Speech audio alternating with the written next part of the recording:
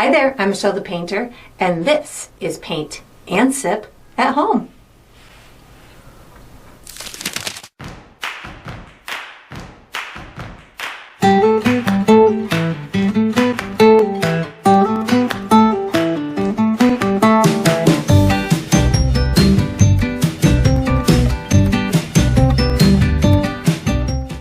Alright, so today I'm going to be painting Romantic Rose, and I'm sipping on some ginger tea. And if you enjoy this process, I do hope that you like and subscribe to my channel, and that you also check out my Patreon page where you'll find additional painting perks such as this one. So this painting that I did today is inspired by a photo that was submitted by one of my Patreon members by the name of Anita Ruggiero.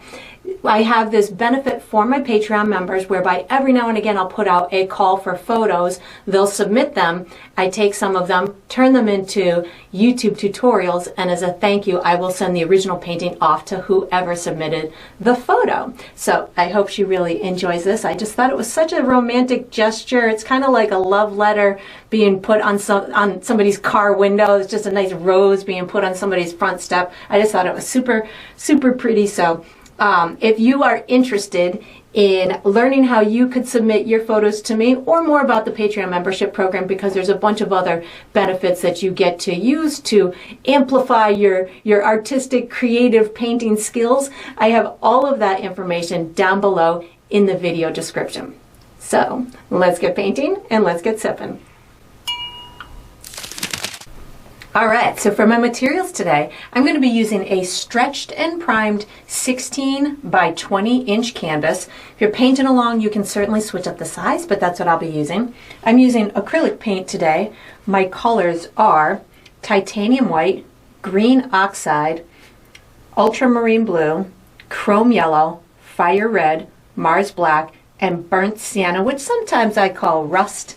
And those are the colors I'll be using, but you can certainly switch yours up if you'd like to. For my tools today, I have a white piece of chalk that I'm going to be using for some drawing. And then I have 3 brushes from my personal brush line, which is Michelle the Painter brushes. I have a 3/4 inch wide flat bristle brush. I have a number 10 round synthetic brush, and I have a number 4 round synthetic brush. And I might refer to these as small, medium, and large as I go through the painting process, or I will just call them out by their given name. Of course, you can switch those up as well if you'd like to. If you're painting along with me, you're probably going to want to have a cup of water for washing your brushes, as well as a paper towel for drying your brushes. And down below this video, in the video description, I do provide you with a few additional resources that can help you throughout your painting process. One of them is a link to my shop where you could purchase the same exact paint kit that I'm using, from the same size and type of the canvas to the same type of paints and brushes and all the good stuff in between. You can also purchase from my shop things individually, like the brushes from my brush line. So that's there. There's also a link where you can download a free image of the final painting. So you can print that and use it as visual reference as you go through the painting process. And there's also written step-by-step instructions down there for you as well. And that's all we're going to need today. Alright, so what I'm going to be doing for the first step is I'm going to be painting a base coat onto the canvas, which is sometimes called a ground.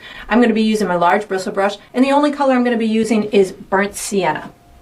I'm opting to use this color because I see that there's a lot of these tones within the composition. So when I am choosing to put a base coat underneath all of my objects, I like to use a color that is represented in a lot of the tones within the composition. So this way it kind of gives me a kind of a quicker start, or a jumping off point, if you will, for the rest of the painting. So once I do a little section, I'm just kind of using a crisscross left to right brush stroke. I'll just take my brush and kind of sweep it across while that paint is still wet, and that'll level it out. You could do the whole thing if your paint stays wet long enough. This is just the base coat, so it's okay if you see streakiness in it, if you see the evidence of the brush strokes. That's totally fine, because again, this is just the base coat, and we are going to be painting over it with many other layers with lots of other details, so don't worry about that. And I'm just going all the way down to the bottom with this same color, and you could certainly do a different type of brush stroke. You could be using a different type of brush, whatever works best for you. You could even do multiple layers if you felt that you wanted that base coat to be just a really solid color. But knowing that I'm going to want some textural elements in the bricks, specifically the bricks, I don't necessarily need or want this to be a totally solid color, just to help again with those future details and getting other information onto it. And then once you've got this done, we are going to be using our piece of chalk for the next step. So once you've got this done, you can wash this brush, put it away somewhere, and get out something to draw with and get ready for the next step. All right, so what we're going to do for the next step is we're going to draw an outline for our bricks and the rose head. I'm going to be using my white piece of chalk. You could certainly use any drawing utensil that is comfortable to you. I do recommend that you make sure that your canvas is dry before you start this step, because it's always easier to draw on a dry canvas than it is to draw on a wet canvas. So what I'm going to do is I'm going to guide you through a series of markers. We're going to connect those markers, and by the time we're done, we'll have a nice basic shape for the head of the flower and our bricks that'll help us through the painting process. So I'm going to start with the flower head, because that's going to be in front of the bricks, and it'll just prevent us from overdrawing this. So I'm going to guide you to find the center of your canvas. So for me, the center of my canvas falls somewhere in this vicinity right here. I like to give you that center marker a lot of times because it immediately will cut the canvas into quarters. So we know that to the right is halfway, to the left is that half, and up and down, and we've got our 4 quarters. So it immediately gives us a really easier way to provide markers. So I'm going to find myself that center, and then what I'm going to do is I'm going to go about halfway between that and the edge of my canvas, the left edge of my canvas. So for me, that's going to make me right about here for my next marker. Then I will find myself halfway between these two. So somewhere in this vicinity, I'm going to go up about 2.5 inches, give myself a marker, and then I'm going to go down about 4 inches and give myself a marker, 4.5 inches, somewhere in through here. So these 4 markers are going to represent we're going to make an oval type of a shape, and I'm going to have it tipped just a little bit because the rose is kind of leaning over the edge of the brick steps.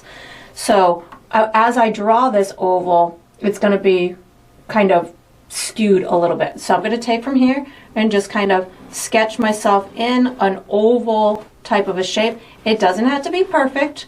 Just this is going to help guide us into the shape of the top of the flower. So something like that. So again, it doesn't have to be as tipped as mine. Then what I'm going to do is I'm using a photo reference to guide me through the shape of this, and there is more evidential shapes to the petals on this left-hand side. So what I'm going to do is I'm going to draw myself a couple of loops around this left-hand side. I'm going to take from here, maybe a couple inches up here, give myself 1, 2, somewhere in through there.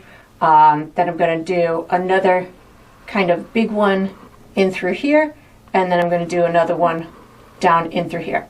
Then all this right area is just going to be little tiny edges of the petals. So from here, I can just kind of take and give myself a whole bunch of little, you can even do little pointy edges, you can do little just curved scallopy edges.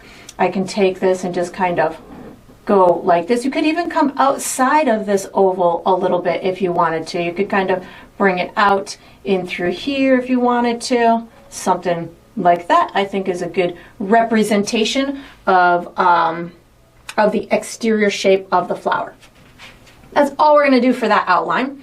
Now I'm going to move on to the bricks.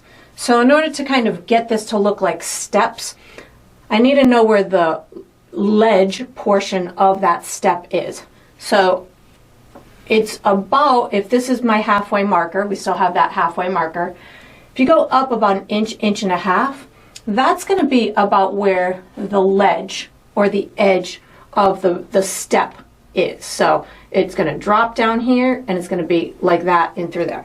So if I find that spot, I can just kind of give myself a light kind of sketchily line all the way across the canvas. You can even kind of pop over on this side of the flower somewhere in through here. And it doesn't have to be super straight, just something that'll help guide you in that. Mine's even a little bit tipped. I don't think it really matters all that much, just so we have somewhere to start from.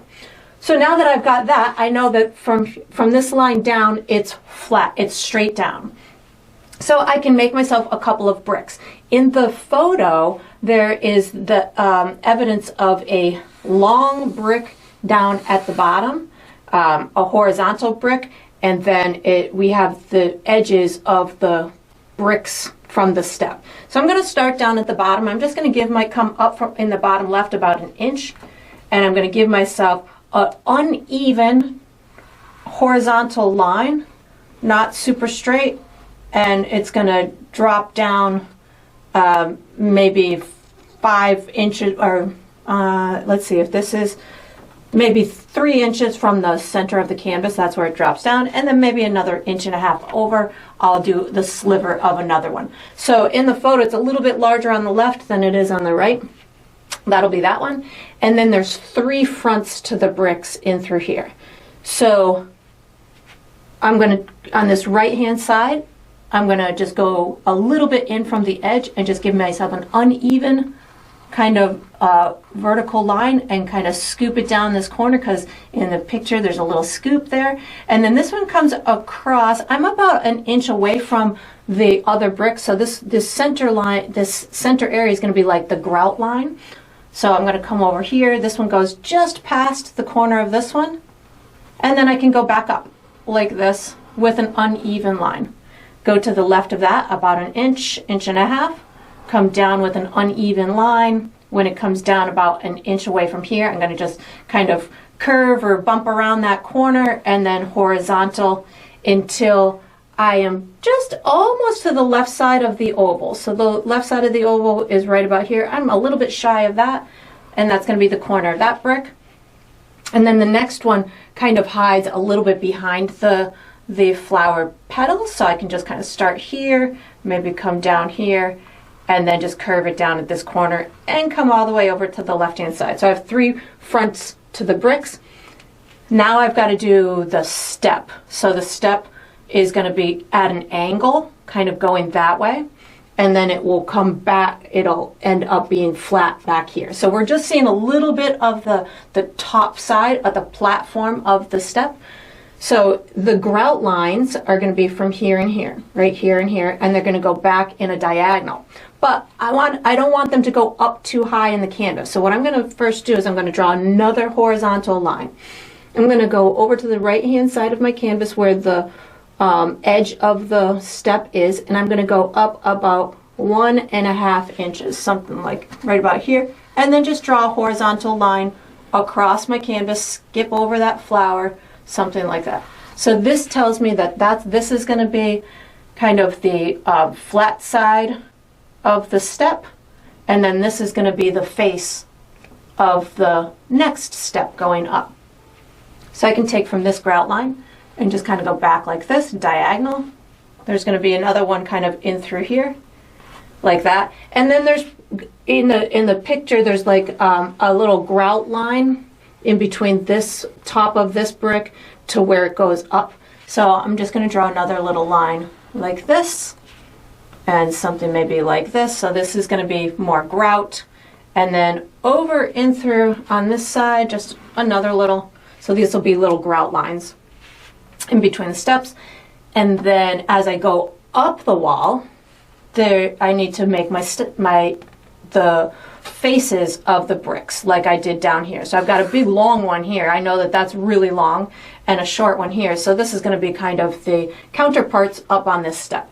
So in the picture, I'm just seeing one grout line a little bit to the left of the center. So I could just kind of find myself the center of my canvas at the top, go a little to the left, give myself an uneven line, uneven vertical line, uneven vertical line, and then I need a little bit of grout in between the brick and where it meets the corner. So actually I brought that probably down too far. So something in through here, and then just give myself a horizontal line like that. And then over on this side, this is going to be covered a lot with leaves, but I still want to give it. So I'm going to just take this from here, give myself another line. So these lines in through here might get a little confusing at the moment, but brick, brick, grout, grout is kind of where, and it looks like there might be even another little piece of brick right here too.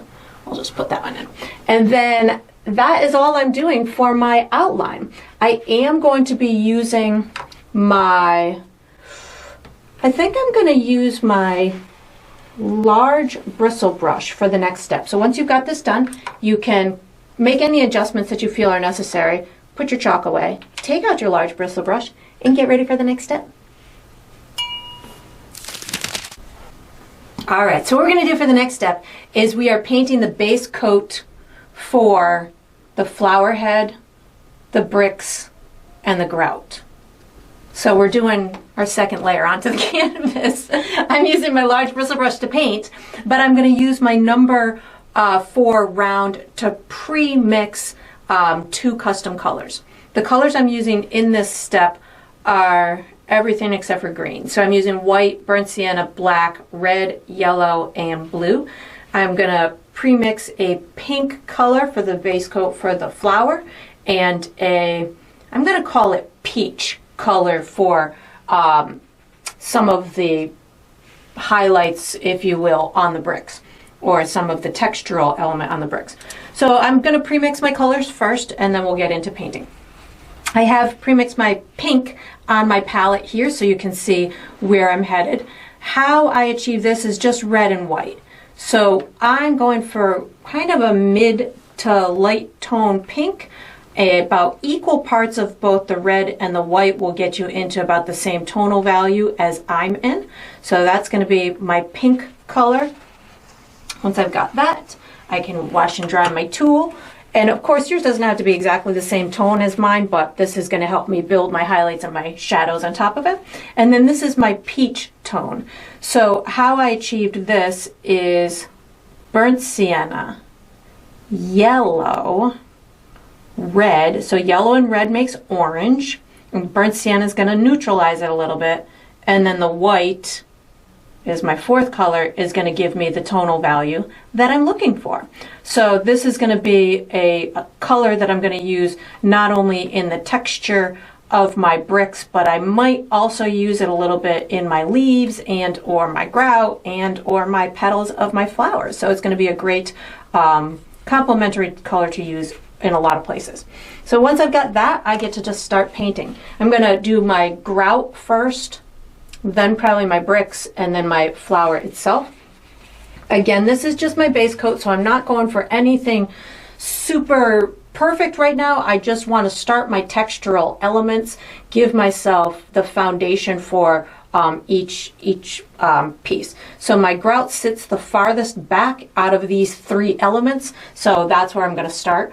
My grout I'm going to be doing with a speckling or a stippling technique. I'm going to pick up a tiny bit of black paint to start, just to show you what I'm talking about. So I'm going to be just kind of dotting this, and I can use black, white, burnt sienna, whatever kind of color combination that you want to do. In this particular photo, it looks to be a lot of gray and black, so I'm going to be using those colors just to kind of start the process. This brush is intended for me during this process to give myself this really bumpy type of look to it. So if I am using it, my bristles are going to splay out on me, and that is my desire for me on this particular step. So if you want yours to be smoother looking than this, you might definitely want to use a different brush, but because it's splaying, I know that means I'm going to be bumping into my guidelines. I'm going to bump into my flower. It's going to be that's going to be the nature of this of this particular step with this, simply because I'm using the brush in this manner. When I go to do the other elements on the bricks and the flower, I will be using this brush in a different manner, but because I'm doing this grout and I want it to look bumpy and like textured like this, like little tiny pebbles, that's why I'm using it in this stippling type of a way. So don't worry about bumping into the other elements. You can also use blue in this step, in this grout. So in the picture, I am seeing a little bit of blue tones, more so up in this piece and through here, and maybe some of these guys up and through here. So when I get to those ones, I will use a little bit of blue. Right along this corner here, right as it goes to the top platform, it shifts to a lighter color. So I'm going to be using more white on my dirty brush and through here, and then just a little bit more white, and just kind of tapping in these little grout areas in through here. And then it looks like now I can start using a little bit of my blue, black, and white up in through here, and just giving that textural element. And same thing up in through here. And again, just understand that this is just the first pass on this. So don't feel it needs to be anything other than a base coat right now. This is just something that's going to get us started. I think this needs to be a little bit something in through there. This is all going to be hidden with leaves anyway, so I'm not terribly concerned about that. That looks good for that. So I do need to wash my brush now. Well, actually, no, I don't need to wash my brush. I'm going to go into the bricks. I'm going to start up. Yeah, I want to wash my brush. Make up your mind. I'm going to wash my brush. So my bricks, they don't all have to be the same color. You could certainly use a stippling technique, but these two back bricks here are out of focus. So I'm going to use a swirling or a scumbling type of technique. This one's really dark. This one's a little bit lighter. So I'm going to start with a little bit of burnt sienna and a touch of black on my brush. And I'm going to make this guy up and through here pretty darn dark, like this. Now I'm picking up a little bit more burnt sienna, and you can see as I'm getting this color on here, it's definitely looking more smooth than that initial layer looked. But I want this back one to look out of focus, so I'm just kind of smoothing out these colors. And again, this is going to be on top of some or underneath, sorry, not on top of, underneath some leaves. So from the flower. So I don't need that to be perfect either. Let me just wipe my brush off a little bit so I can get this a little bit smoother. There we go. And then this one over here, it's going to be darker over on this left-hand side. So I'm going to start with just a tiny touch of black and the burnt sienna on my brush right in through here. And then as I work my way towards the right, I'm going to pick up some more burnt sienna, and I could even pick up a touch of blue and a touch of white. So just show you how little blue and how little white I have on my brush. And this is going to give me a softer look to the brick. And I'm not using a lot of pressure when I'm doing this, just so I can get it to look softer. So white plus a little bit of burnt sienna, and just allowing myself to give this back brick some really soft texture in through here. And again, I'll add other tones to it later. This is just getting me started. If you run into some wet paint along that grout line, no worries. And then just kind of brushing that out to get that a little bit softer. So these guys in through here are going to be a little bit lighter. I'm going to get to those in a minute. I want to do these front ones first. I'm going to use my burnt sienna. You could use a touch of black. You could use blue. These are going to be a little bit more textured. So if I want some darker areas, I can do burnt sienna with a tiny bit of black. And you could say, okay, well, here's a little bit darker area. And now I'm going to start maybe using a little bit of dotting as opposed to that super smooth. I'm going to go burnt sienna. I can also use some of that highlight color, some of that peachy tone. and I can kind of dot it in, allowing myself to have some texture to it. I could use some red too. I could pick up a tiny bit of red if I wanted to and add a little bit of extra tone in through there. So the whole idea here is to have these bricks having different tones throughout them, so it doesn't look like a solid smooth finish. If you want to have, and I just hit some wet black paint from that grout line, which I'm totally okay with, because I know that's going to make it look even more realistic. So I'm just going to roll with it if that happens. So down in through here, maybe a little bit of red, blue, burnt sienna, giving myself some different tones in these bricks down in through here. So I am kind of just mushing my brush, allowing for these different colors to take place in through here. Again, I'm digging what happened down here with the red and the blue, maybe a little bit of burnt sienna.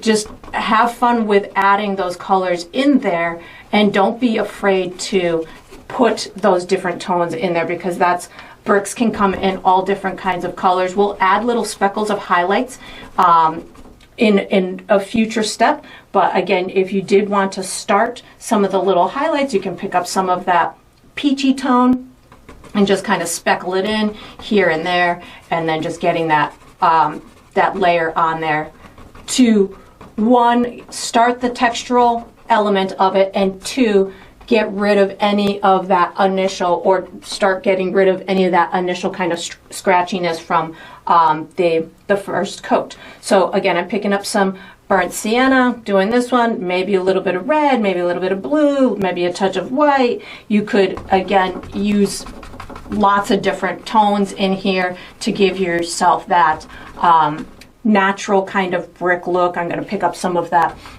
lighter tone just to kind of speckle this in through here. And again, I'm not afraid of going near that my grout line, because I know that I'm going to have a future step that is going to finish those edges so they, oops, I totally went into the grout there. Finish those edges so they look much more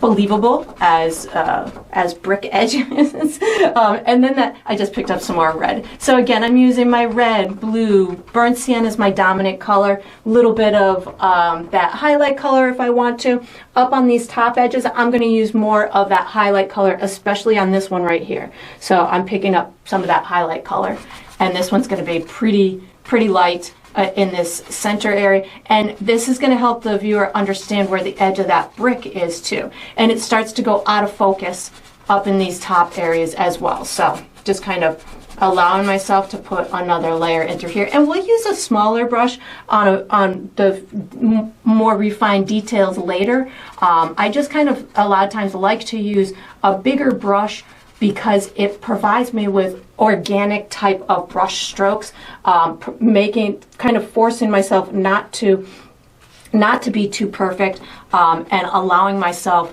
the liberty to make it organic, make it have marks and shapes that I didn't really plan out, because that makes it look more natural to me in my painterly head.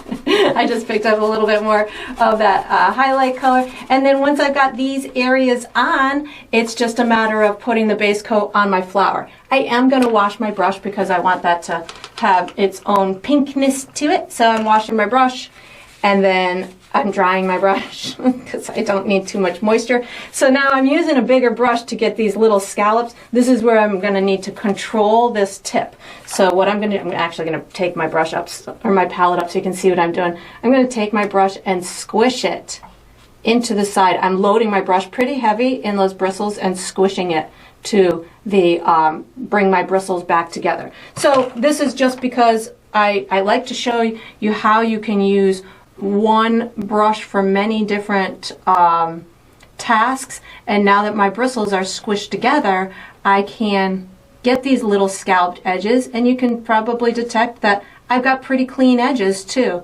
on the painting with this big huge brush. So just knowing how to manipulate or use your tools in different ways, that really helps to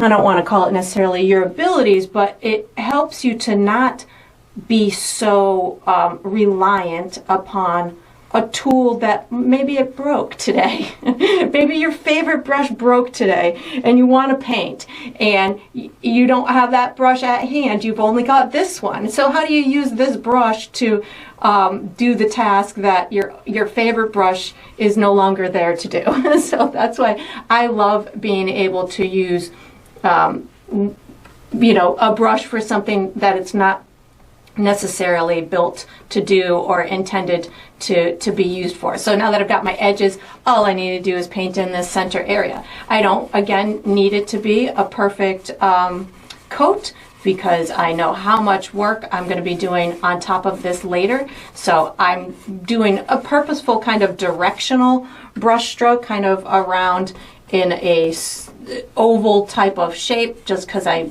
feel that that might be the direction of the petal tips, but the opening of the rose is down in through here. So I'm just going to kind of do it like this. And then we are going to be using our number 10 or medium round brush for the next step. So once you've got this all done, you can put the large brush away, take out a medium round, and get ready for the next step.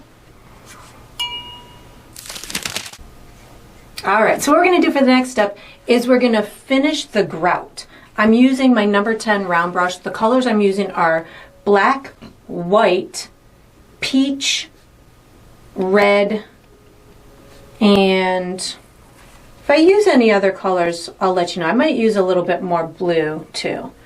So what I'm going to be doing is I'm going to be using this brush to just kind of finesse my little grout, make sure that I've got little maybe shadows underneath some of these bricks, clean up those edges, get all the texture the way that I want.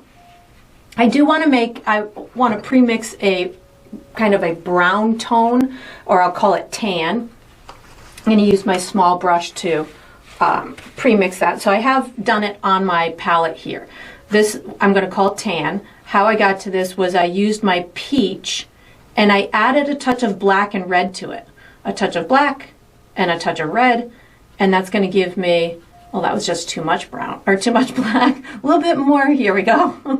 That was a little heavy on the black. So a little bit of black and a touch of red, and just a little bit of black, apparently. And this will give me just this tan type of a color, and I can use this in some of that grittiness of the grout. So that'll be my tan. Once I've got that, I just put my mixing tool away. I'm going to pick up a little bit of black paint with a touch of water on my brush so I can clean up any of these little edges. So this is where I can really manipulate that bottom kind of edge to the brick, or if I have these little edges underneath my flower, these little petal areas, I can take and just really clean those up, allowing for a nice dark shadowy area within that little grout. And I am just kind of bumping my brush down these little edges. I feel as though I can probably just make this all dark in through here because there's just going to be some leaves on top of that. That looks pretty good. Maybe a little bit more around this edge in through here. So right now I'm just using black. I will use the other colors in a minute, but right now I just kind of want to make sure that I've got some good darkness and that I've got some good edges. My sun, which is my light source, is above. The flower is going to be casting a shadow onto the brick. The bricks, if I want them to look three-dimensional, the shadow would go underneath that bottom lip. So if this is the top lip of the brick, I'm not going to really have much of a shadow there because my light source is above. So my shadow, which will be with black for this particular painting, is going to go right underneath these guys in through here.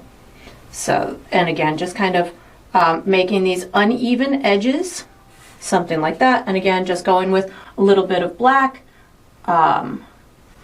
coming in through here, definitely down in through here, And making them uneven is going to make it look a little bit more realistic. Along the edges, I can do a little bit of black. Maybe just kind of pop in little dark dots along those edge, in through here. I'm seeing a lot of darkness in this particular piece of grout, so I'm going to allow for that to happen on the painting. And then I don't really have much darkness up in through here except for this one top area, and that's probably because this brick is casting a shadow on the grout right in through here. So I'm going to just kind of allow for a messy edge and then maybe just kind of dot it into, and this is pretty out of focus up in this top area, so I'm just going to kind of soften it with my brush. And it looks like there's a little dark part in through here too, so we're just going to make that happen like that, and then it just fades back into here because this is all leaves. I am going to pick up a little bit of blue and white with this color combination that's on my brush, so I get like a little bluish gray to just kind of finish up this little area in through here. And again, this is softer up in through here because it's out of focus. That looks good. I'll use this up in through here too, just to make sure that's everything that I want it. Again, in through here, I'm not even really going to see these because they are behind my leaves. If you feel like you're not going to have a lot of leaves in through here, you could totally make that a little bit better, but I'm not going to, so I'm just going to leave it the way that it is. I just picked up a little bit more white on my dirty brush to finish this little area in through here, just getting it to be a little bit softer and a little bit lighter because that's what I'm seeing in the photo. And then down this little area in through here, again, I'm going more white because I'm seeing that it's a lighter tone in through here. So just a little bit more lightness, and I'm softening it. I'm taking out that I had a ton of texture up in through here. I'm taking out that a little bit because it's out of focus in the picture, in the photo, so that's what I'm doing. And I'm just softening it. And then down in through here, this is where it starts to become in focus. So this is where I'm going to start to do the tapping with my brush again. So dotting. And it's pretty light right down this little front part here until I get maybe about in through here. So something like that. And this is where I could also use a little bit of that tan. So I just wipe my brush off, I'm picking up a little bit of that tan, and this could be intermingled too. So now I'm really just kind of using the tip of my brush and just kind of tapping it. You could certainly, if the tip of your brush was creating too much texture or too systematic with dots, you could pick up your bristle brush and kind of just tap it out to give it a little bit less individual dots. So that'll be your call if you're feeling like the singles are too much, or you could wipe your brush off a little bit so you don't have so much paint, and that'll kind of force you to push it a little bit harder, which will give you a little bit less systematic kind of dots. So something like that. And of course you can do as much or as little as you want. I just can kind of keep picking up the tan at this point to allow for myself to put in enough of this these textural dots. You can pick up black if you want. I just picked up a little bit more black because again I'm just going with what I'm seeing in the picture where there's light spots and dark spots, and they're really all just kind of polka dotty. But some areas are darker than others. Like coming in through here, it's a little bit blacker or darker, so I'm adding a little bit more black to my brush. If I see that there's an area like there's a little light spot right in through here, I just picked up that tan, and then I can make varying dots in however large or small of a size that I want to. So you can really take this to a super photorealistic place by allowing for every single dot to be represented, or you can just go for it to be loose and representational. So what I'm doing is, again, you saw that I did my base coat with a very loose, the larger brush. Now I'm using a smaller brush to make smaller marks. So that's where you can build those textural elements by changing the brush size. So I'm using a smaller brush. I am still using a stippling technique, which is what I used for the first pass, but by doing a different size brush, it's allowing for different size marks. And then I just picked up some of my tan so I can introduce that into this little section. And, you know, having fun with just kind of playing with these different textural elements really is a great way to just find your control in your brush, continuing to just kind of build these light spots and dark spots and bring it into whatever brightness or darkness that you want. I'm picking up a little bit more white right now because I feel there's a little bit lighter over here. And then this section here is going to be really just hidden with my leaves and stuff, so I don't really need to do anything in through there. I'm feeling like this is about as far as I need to take that grout, so I am going to be using this same brush for the next step. So once you've got it into a place that is appealing to you, I'm just kind of lightening up this one little corner in through here so we can really see that this is the corner of the brick. Once you've got this done, you can wash and dry. Oh, I feel like I missed a little spot in through here too. You can wash and dry this brush and get ready for the next step. All right, so what we're going to do for the next step is we're going to finish the bricks. I'm going to use my number 10 round and my 3/4 inch bristle. I thought I was just going to use my number 10 round, but these two up here are out of focus, and I feel like I'll be more successful with this brush for those. So the colors I'm going to be using are white, pink, blue, burnt sienna, tan, and black. And that should do it. That should do it. If I use any other colors, I'll let you know. I'm debating on the red and the yellow. That's why I'm a little hesitant, but if I use those, I'll let you know.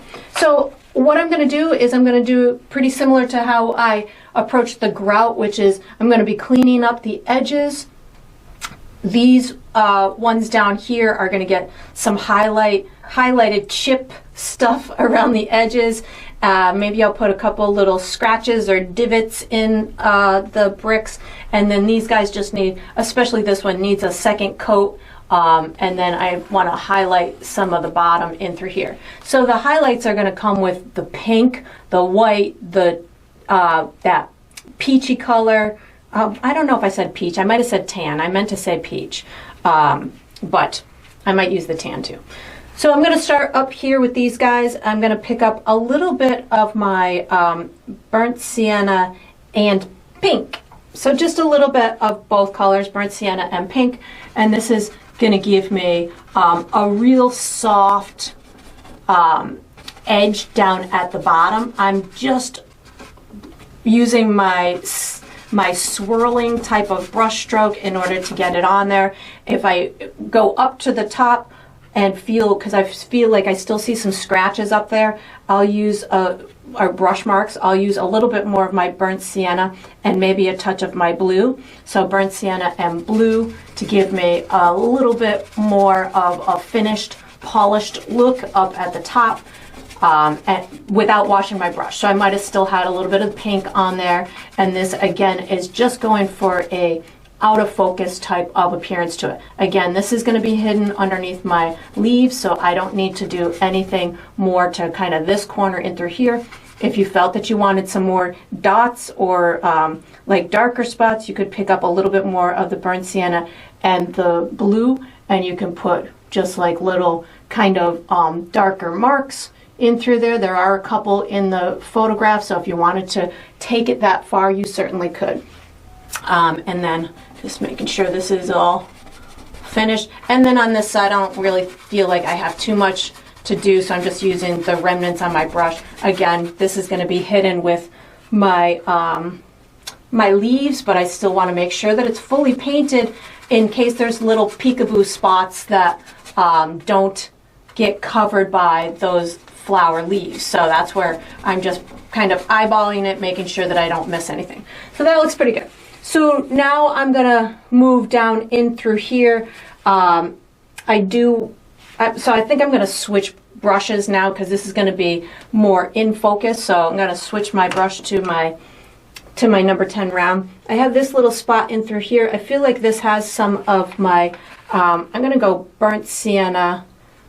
I think I am going to use a little bit of red. So I was debating, but I feel as though I want to add a little bit of red in through here. So this is burnt sienna, a little bit of red to get this brick in through here. And then I can use this color that's on my brush to just kind of clean up those edges that are touching that grout, something like that. And then I can, if I feel that anything in through here needs a little bit of finessing. Again, this is just to make sure that it looks done. I'm picking up a tiny bit of pink too, just to get just a little bit in through there. There we go. And then this is going to get hidden. I feel like I want a little bit of burnt sienna and a touch of black because it looks like there's a shadow underneath the leaf. So just black and a little bit of burnt sienna to just give myself what I'm seeing in the photo, which is a little bit of a dark spot in through here, like that, as it comes and emerges. I will put more distinct shadows from the leaves when I get to that final kind of detail place at the end of the painting, but right now I just want to get this main information. There's a little bit of dark back here too. So again, this is burnt sienna plus a tiny bit of black paint on my brush to get this darker area in through here. There we go. And then as it starts to emerge towards that tip of the brick, that's when it'll get a little bit lighter. So I have black on my brush right now and I don't want it on my brush, so I'm gonna wash my brush because I kind of want to move from here and then go down, and up here I feel I need some more lightness, so I wash my brush. I'm gonna pick up some of that peach color plus a tiny bit of white on my brush because it feels like this is really light up in through here on the top of this brick in through here. So this is peach plus a little bit of white, and now I'm going to pick up a tiny bit of pink to go towards the edge of that brick in through here, something like this. And I can even start to tap, picking up a little bit of burnt sienna, just kind of tap it to give myself that textural element that I'm seeing. And this is going to start to come into focus to the viewer. So picking up a little bit more pink and burnt sienna right in this corner. And then this edge starts to pop, come down in through here. So I opted to change brushes to this smaller brush as I'm doing this because I feel as though there's a lot more texture in the brick as it's coming down the face of the brick. So I want to, again, make sure that if I was to use that bigger brush, sure, I could get a lot of like little speckly marks, but this brush is going to allow me to make distinct marks. Like I'm going to have a little couple little breaks in the brick, little cracks and stuff. I'm picking up a tiny bit of red plus burnt sienna right now to get this little area in through here, and now a little bit of pink. Just to, again, I'm just trying to emulate what I'm seeing in the photo, and it just gets a little bit shifting color. Picking up some of my peach over in through here, and again, this is where it's going to start to drop down over that ledge. So something like this. I keep wiping my brush off on my paper towel to control the quantity of paint on my brush. So that looks pretty good. Now I'm going to start maybe just a little bit more burnt sienna in through here. There we go. So now what I'm going to do is I'm going to come down this face of them. And I'm really, there's a couple of little marks that I want to get put in here. So I'm going to pick up a little bit of black and blue. I see a little mark kind of in through here. You don't have to do all of these little characteristics within these bricks, but again, these are the kind of things that for me help to make it look more natural. There's this like kind of cracky thing kind of coming over in through here, help to make it look more natural, because I wouldn't have been able to think up where to put this crack on my own. The crack naturally happened. So if I was to do it on my own, I probably would come up with something that looks a lot less organic than this. So I just kind of look at the picture and say, oh, there's a little dark dot down here. Oh, there's a little dark dot over here. Oh, there's a little dark dot here. And that helps me to really just make it look more realistic. So those are all my dark dots that I'm seeing. Maybe a couple more over in through here, couple in through here. I see some down in these guys here, but there might be a little bit lighter, so I just picked up black, blue, and a little bit of white, and I'm seeing a couple of little darker dots and stuff in through here. And again, you don't have to do these. This is just something that's gonna elevate that painting a little bit more. So now that I've got all my like dark dots and stuff, I can start finessing this final little layer. I wash my brush, I can take a little bit of pink, and I can start adding, I'm seeing lots of highlights like around this edge in through here. So I can take pink, maybe a little bit of my peach, and start adding these little bits of highlights all along these edges. This is also a time where I can start to clean up these edges. So if there's areas that I feel need a little bit more finessing where they're meeting that grout, I can certainly do that. I just picked up a little bit of burnt sienna just to get this to kind of blend out into the interior of the brick. So I'm just kind of pushing my brush towards that edge, and then if I feel I want to add more speckles into it, you can pick up more of the burnt sienna, or you could make up a dark brown or anything like that. I feel as though up in through here, you could also use like an orange tone. So I could, this is gonna make another color. I'm gonna make orange, red, yellow, and a touch of white. So if the peach was not bringing you enough color, and if you wanted a little bit more, say, of an orangey color on it, I just made an orange with yellow, red, and a touch of white.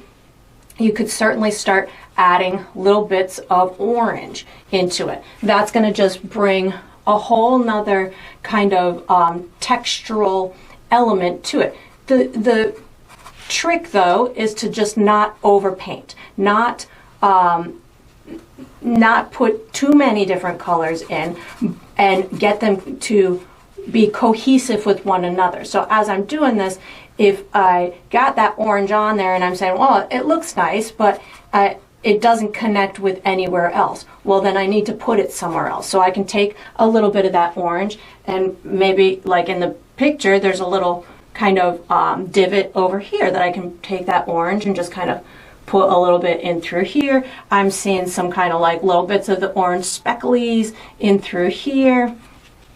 I can put a little bit of the orange specklies in through here. So just know that when doing something like this, there are so many different tones and colors that can be incorporated. It can easily get overwhelming, and you can easily make it look too colorful or too vibrant, or if you're going for something realistic, you could make it look very unrealistic if you start adding too many colors or too many textures and too much this and too like gymnastics, you know, just too much fancy stuff going on, and it can very easily overwhelm it. So just knowing that, I'm picking up some pink right now, knowing that when you get to a color that is working, and you think that it could continue to add to the painting, use it, but try not to overuse it, or make sure that if you're using it in one area, that you have connected it somewhere else too. Like right now I'm using this pink because I'm seeing a lot of it down in this bottom in this bottom section in through here. I also see that there's some blue down here too, so I'll probably add a little bit of blue in here as well. This pink is great because it's going to connect to the flower also.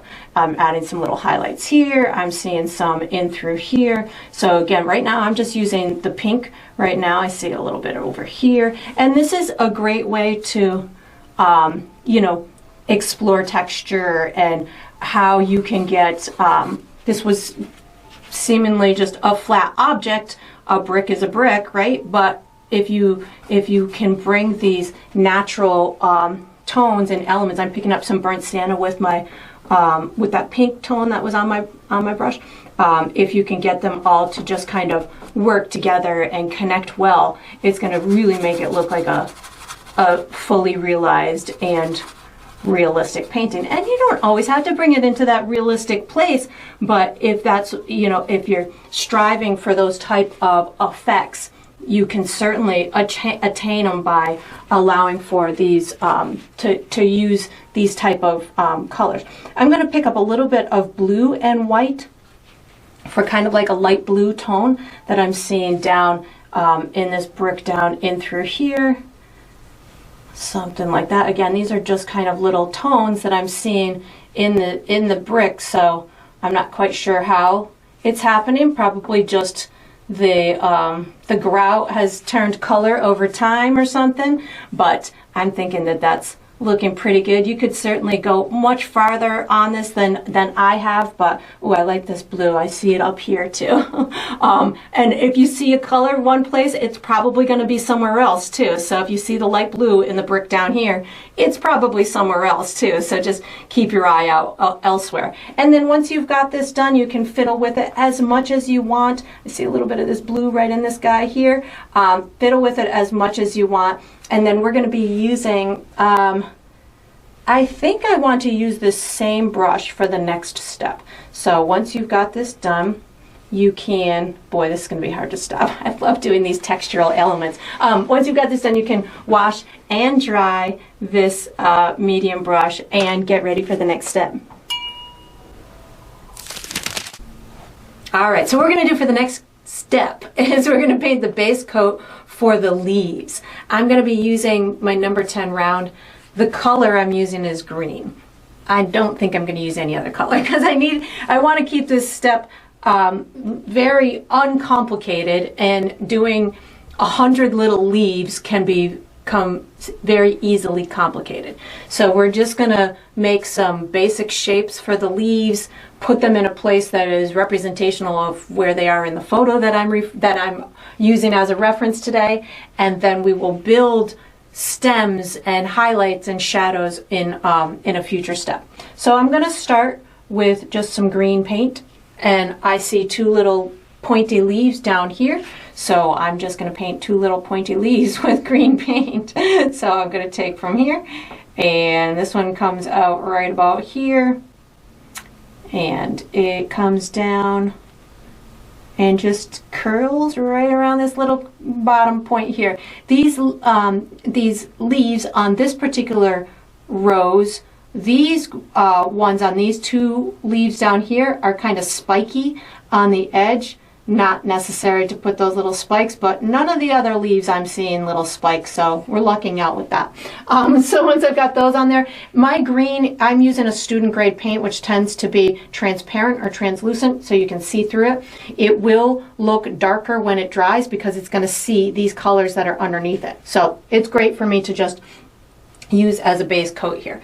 So what I'm going to do for the rest of the leaves is I'm going to try and just give myself one big mass of green, taking on kind of the exterior shape of where I'm seeing it in the photo. There are a couple of peekaboo spots where we see the brick behind here, so I'm going to go on the easier side first, which is the right side, and then when we move over to the left side, I'll kind of guide you through where I'm seeing little peekaboo spots. And again, we're just going to go for a base coat here, kind of flat. So I'm seeing over on this side that I can just give myself kind of a curved line like this, and then there's two big leaves kind of popping out over here, so this one kind of comes out right over this little grout line right here, so I can just kind of paint this in with green like that. And again, you'll see through my paint at this point, which is totally fine. There's another leaf that kind of ends up here. There's lots of leaves that are laying on top of each other right here, so I'm really just kind of going for an exterior profile right now. So don't worry about If you forget which leaf is on top of the other, that's okay. We're not really shooting for that too much right now. I'm just really shooting for some kind of exterior shape or large mass of leaves that I can paint in later. So this whole area in through here is going to be leaves. So I'm going to just kind of paint this in with my green. And again, don't worry about it being totally solid.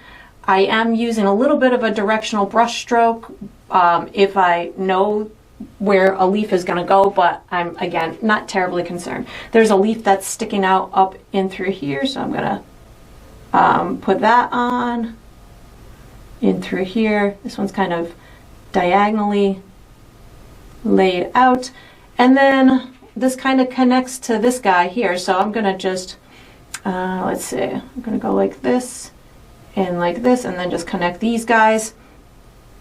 And then up and through here, I see the profile is a bump. It's another bump, like that. There's another bump. Again, I'm just going for profile right now. I see a little green sliver of a leaf up and through here. So this whole area in through here, I'm looking for some peekaboo spots.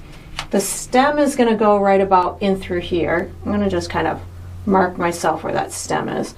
And then there's kind of a dark area back here, so I'm going to leave that area dark. I'm going to bring this in through here. So again, I'm just trying to get a big area of green. So this is good in through here, and then I can just bring this, I think I'm just going to bring this down to here. So this big area in through here, I'm just coloring in green.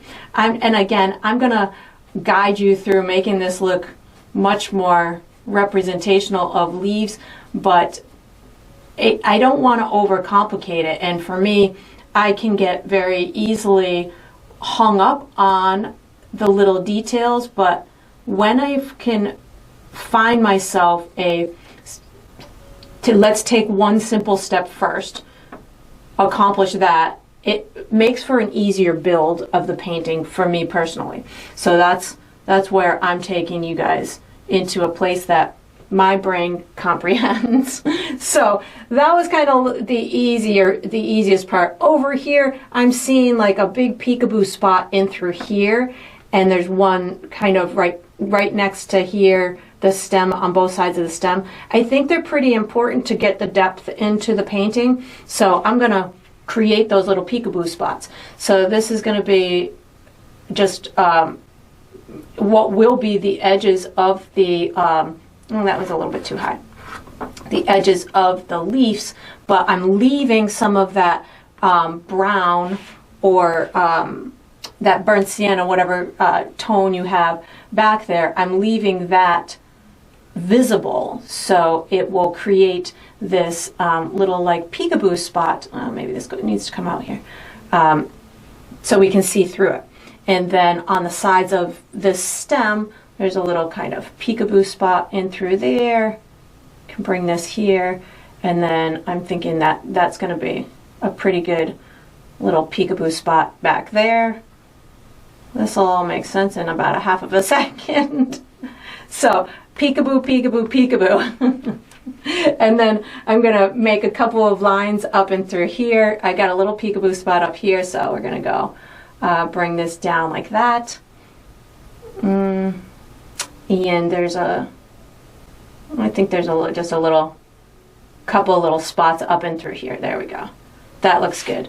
Peekaboo, peekaboo, peekaboo. These are my official terms for these spots. And then we got a couple up and through here. So again, this is probably an unorthodox way to create this big leaf display, but again, for me, it's less complicated. When I'm saying I'm just seeing green right now. So peekaboo, peekaboo, peekaboo, and these two. So then this whole area right here can be colored in with green. And again, this provides me with a way of, I don't have to trace out every single petal. I don't have to get consumed with all of my different color matches right off the bat. I can just deal with this one task, and then after that I can worry about my highlights and my shadows. Over in through here, I see I've got some edges, some distinct edges to petals here, so I can put those in place. So I've got an edge right here, and this kind of connects up to this guy, so I can color this whole thing in like this. And then I've got kind of an oval one in through here, so I can just kind of paint that guy because he looks like he's got some peekaboo spots along the sides. There's another slender kind of oval one in through here, so I'm going to put that one in. And then this whole area up in through here is green, so we're going to just kind of give myself a little breaking point right here, and then this all gets colored in green up to, let's see here, we've got a leaf there. Okay, so I'm going to take from like this whole area and color this whole area in with green. So again, I just separated out these couple right here and the edge like that, so I still have my peekaboo spot in through there. And then in through here, there looks like there's where the leaves are kind of, you know, meeting the flower itself. So I've got kind of a leaf in through here that just goes right to the flower. So we're gonna put that, and then it looks like there's a little peekaboo spot in through here. So I kind of want to get part of that, but this in through here's got some green, so just this little peekaboo spot right there. And then all of this is gonna get green. We're just gonna color this whole section in with green. And if we missed any little peekaboo spots, we can always add them back. But right now I've got 1, 2, 3, 4, 5, 6 little peekaboo spots. And I think that's all I'm gonna be doing for that step. So once you've got this done, I believe I would like to use this same brush for the next step. So you can just wash it and dry it and get ready. All right, so what we're gonna do for the next step is the second step on the leaves, which is basically defining where they are, making any little delineation between the leaves that we want to be evident. So I'm going to use my medium, my number 10 round to paint. The colors I'm going to be using are green, yellow, white, and blue. And if I use any other colors, I'll let you know, but I'm thinking that that's about it. We'll do a final step on the leaves with a smaller brush with some details and add more color into them. But I am going to pre-mix myself 2 shades of green. I'm going to call one light green and one dark green. So I have pre-mixed them on my palette here to show you where I'm headed. So I want a light green to pull some of the leaves closer to the viewer and a dark green to push them away from the viewer. So my light green consists of green, a little bit of yellow, and a little bit of white. And that's going to create kind of like a lime green type of a color, maybe a little bit more white in here. And that'll help to bring some of those leaves forward. And then my dark green I created by using green and blue. You could use black too if you wanted to, but I'm going to use blue because I can also add white to this to create some soft highlights later. So this is what I'm going to use for this color in through here. So once I've got that in place, I'm just going to put my mixing tool. I used my smaller brush to mix. Put my mixing tool away, take out my number 10 round and start working from, for me, when I'm working with a lot of petals or leaves and stuff, to get them to separate from one another, it makes it easier for me to work from the front ones back, because we're going to see the shape of the front ones more than the back ones. So we can put those front shapes in place and then just kind of fill in the blanks with the back ones. So I'm going to start with my light green on my brush.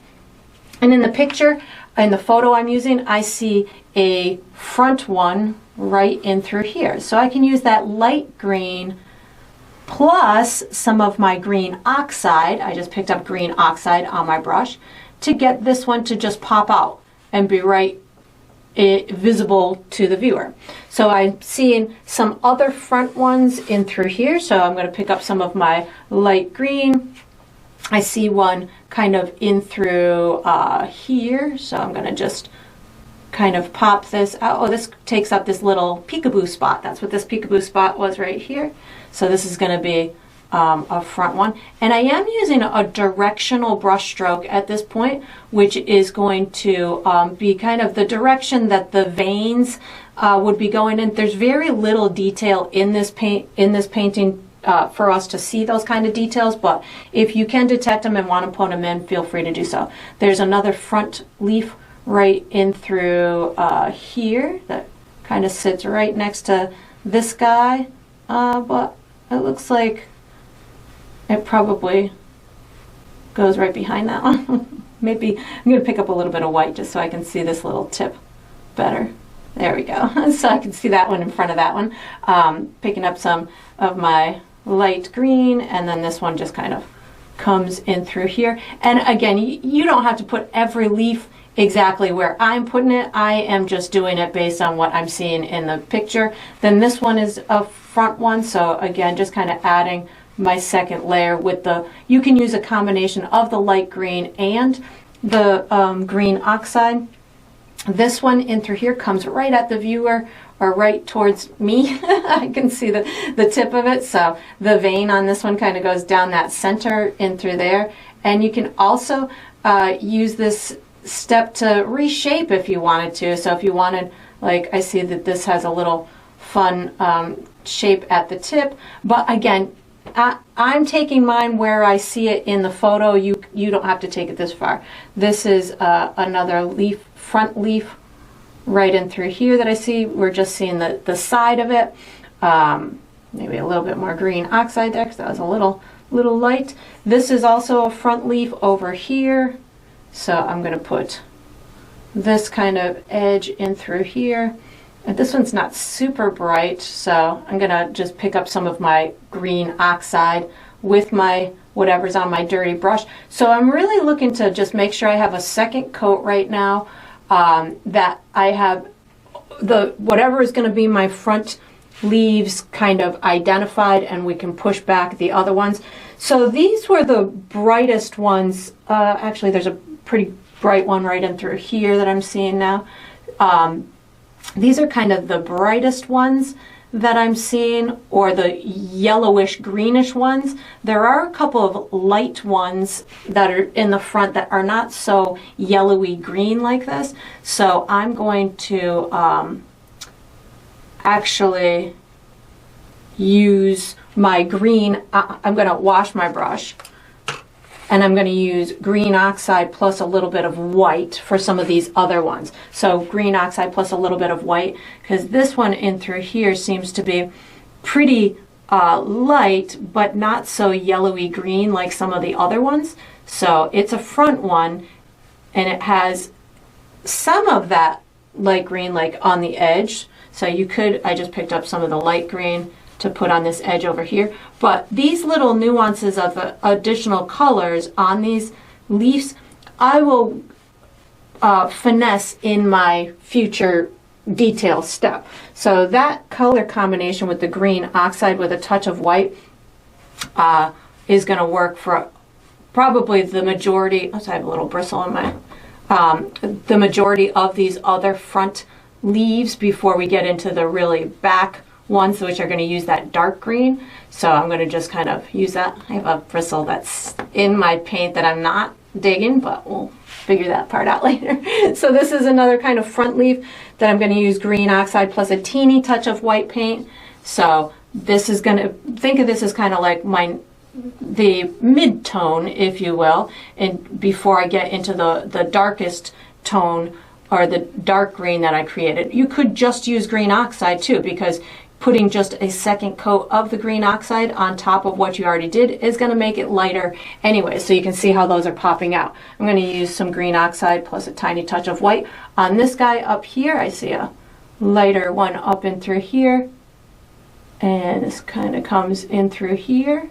So you can see how I'm kind of separating them as I'm doing them. I've got another one right in through here, green oxide plus a teeny tiny touch of white paint. This one kind of goes right in through here like that. And again, yours doesn't have to be exactly every place where mine are. I'm just using a photo reference to help guide me. I think I'm going to use just whatever's on my brush to get this leaf behind this one. And then this guy right in through here. And as you kind of get into it, you'll find that you get a little bit looser with your brush stroke. You're a little bit more carefree with what color you want to put where. Again, I'm still in green oxide with a tiny touch of white paint. So something like this. Then my directional brush stroke at this point is not terribly important because these are pretty solid colors on these leaves, but if you're finding streakiness, the directional brush stroke would help out a bit. Up through here, just kind of following what I'm seeing in through here. So now that I've got these guys on, now I'm going to start getting into a little bit darker tones. So this is where I'm going to pick up green oxide plus a touch of my dark green, and I can start to push back the ones that are underneath. So something like this.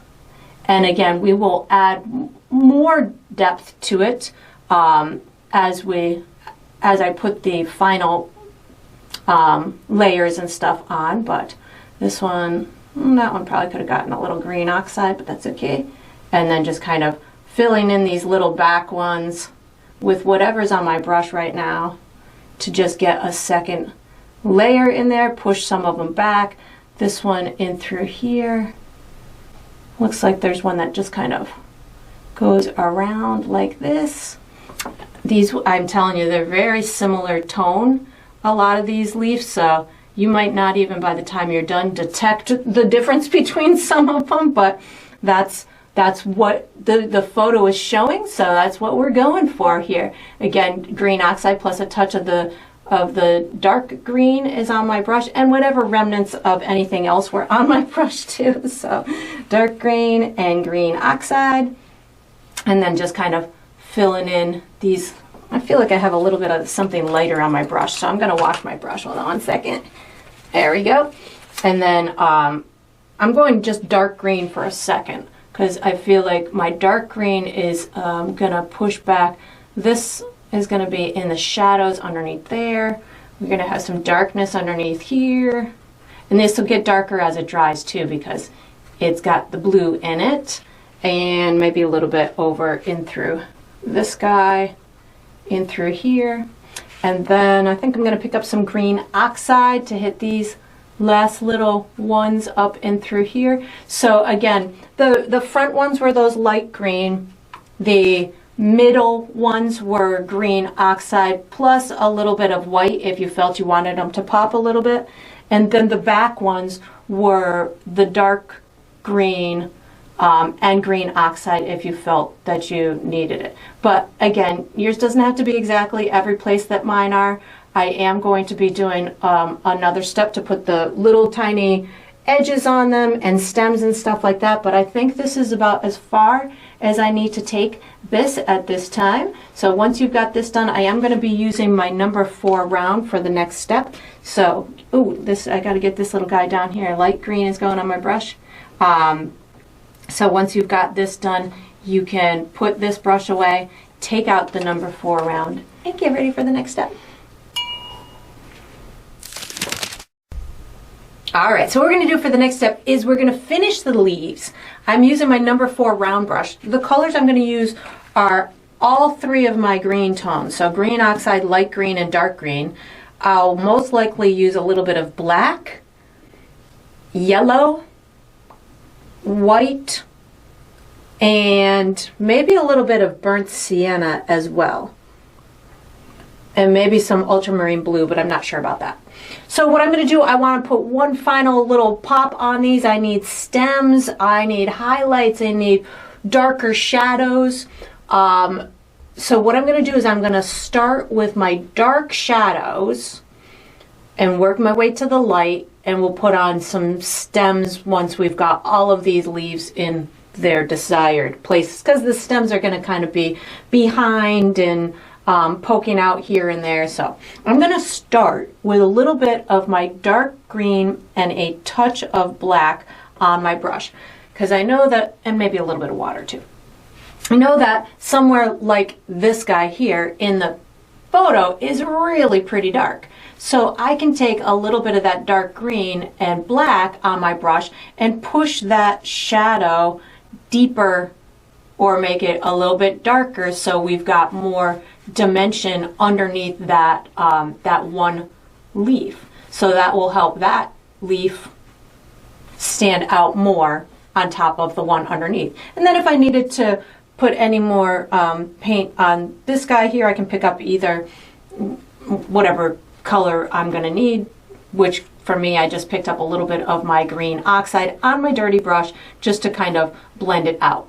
This, I think I'm just going to put a lighter color on that in a minute. So I'm going to work with these shadows first. So again, dark green plus a tiny touch of black. I feel as though I could probably, in the photo actually it looks like there was a dark leaf back there that I'm not going to put. I feel like I could put one maybe right in through here. So wherever you feel those deep dark, the deepest darkest leaves would be, that's where I'm going to put a little bit of this black with a tiny bit of my dark green. I don't really feel like I need to do many more. Maybe, I'm like, where should I touch? Maybe a little bit up in through here just to push this back just a little bit in through here. Probably wasn't totally necessary, but you know, you go with what you're feeling. So that's what I was feeling up in through there. Maybe there's a little bit of darkness right in through here. So again, dark green plus a touch of black. And when I say just a touch, I'm just using just a touch, so that way I don't send this all black. Then I'm going to pick up maybe just a little bit of my green oxide or dark green to get it to finish out. This was a little petal or leaf back in through here. That looks good. And then where else do I need darkness? Maybe back here. I think this just needs another layer of my dark green. So my dark green has some blue in it, so that's again going to push it back because it has less green in it. I think this needs a little bit more in through here. I feel like that was not fully realized. There we go. And maybe even just a little touch underneath here. That's just my dark blue or dark green.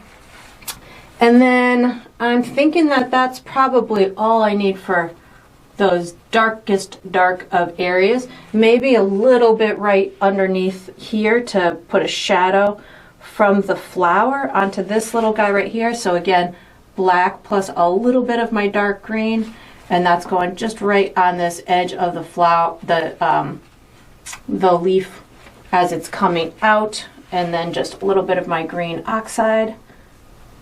There we go. Make sure that that's good. And then there we go. That works.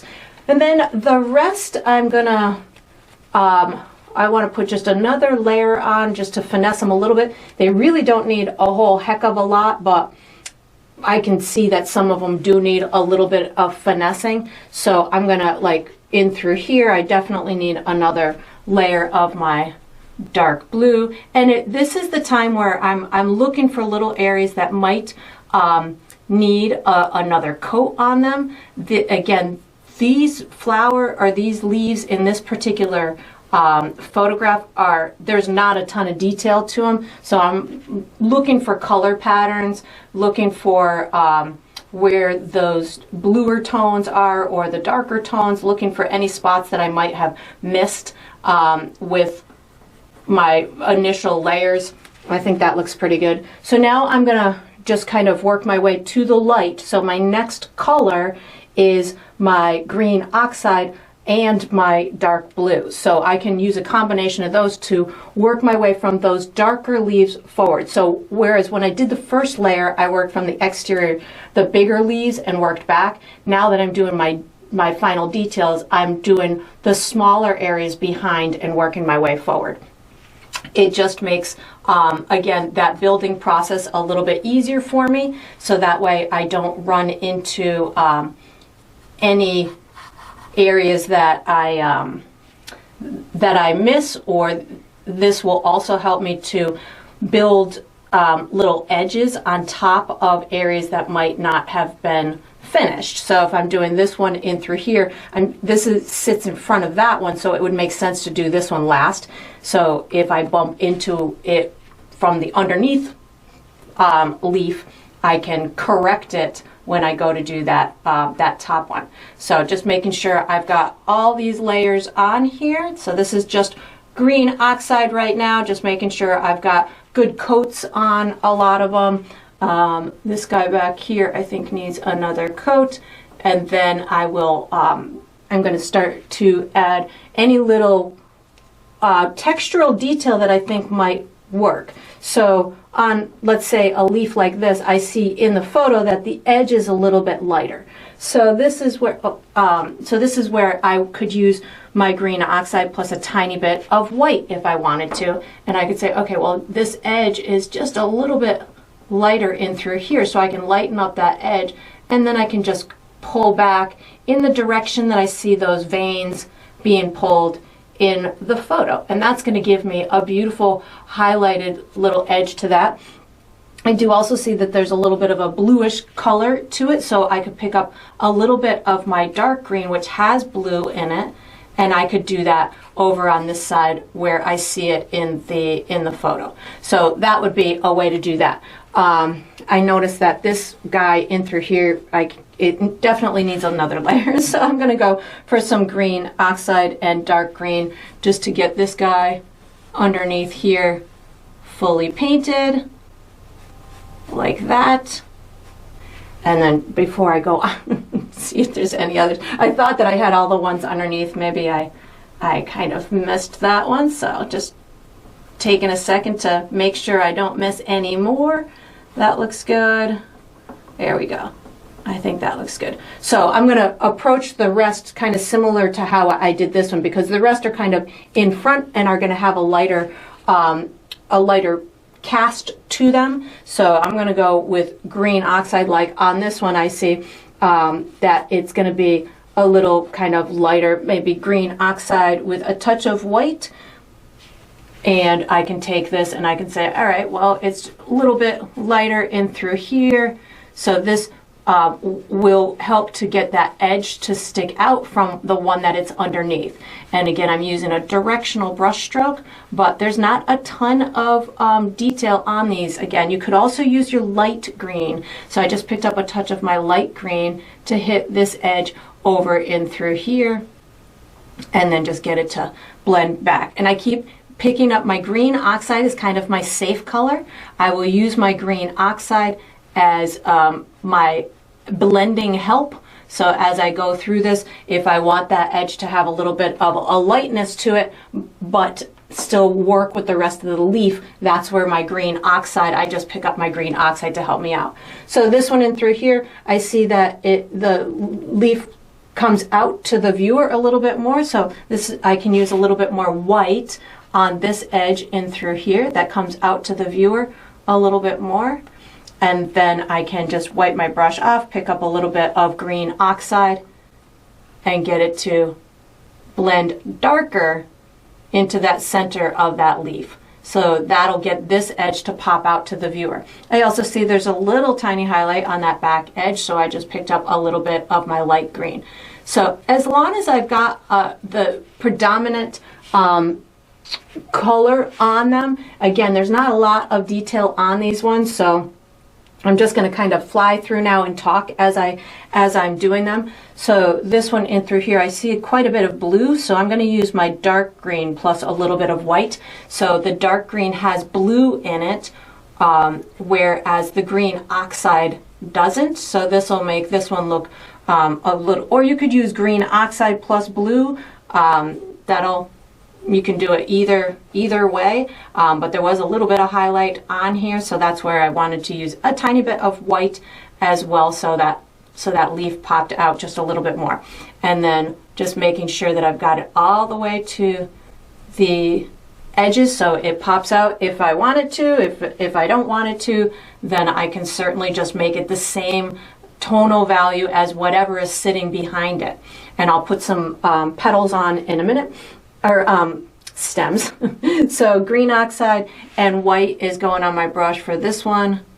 This one is pretty much almost done as it is. Again, there's I can't stress how little detail there is in this photo that I'm using. So for these leaves themselves, so I'm really just kind of making sure that I've got pretty much the values where I want them. There isn't a ton of detail, so my job there is, you know, on the simpler side. It's got a little bit of highlight over here with that light yellow. This one's kind of light yellow. I'm going to put a light yellow, green, and a little bit of white.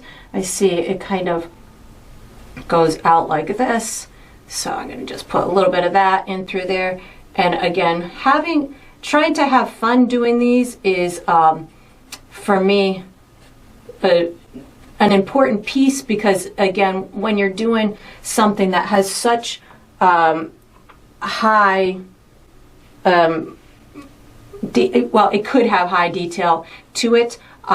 It could get very frustrating, but if you allow yourself to not feel the pressure of making every single petal exactly as it is in the painting, or in the photo, if you are using a photo reference, I think that helps to alleviate the stress. And this is a warm-up to the flower itself.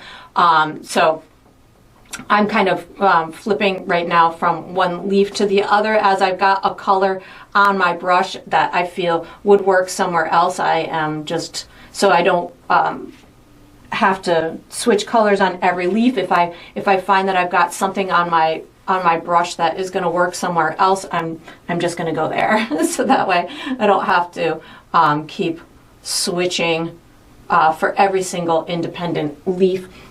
These guys in through here, maybe up here I'll use my dark green plus a little bit of white, because I feel that this is a little bit more on the bluish side, this one in through here. So the blue again is gonna push the leaves back a little bit, but it will also, when it's in that green, it's gonna almost make it look a little bit reflective as well, as if it's reflecting perhaps the sky.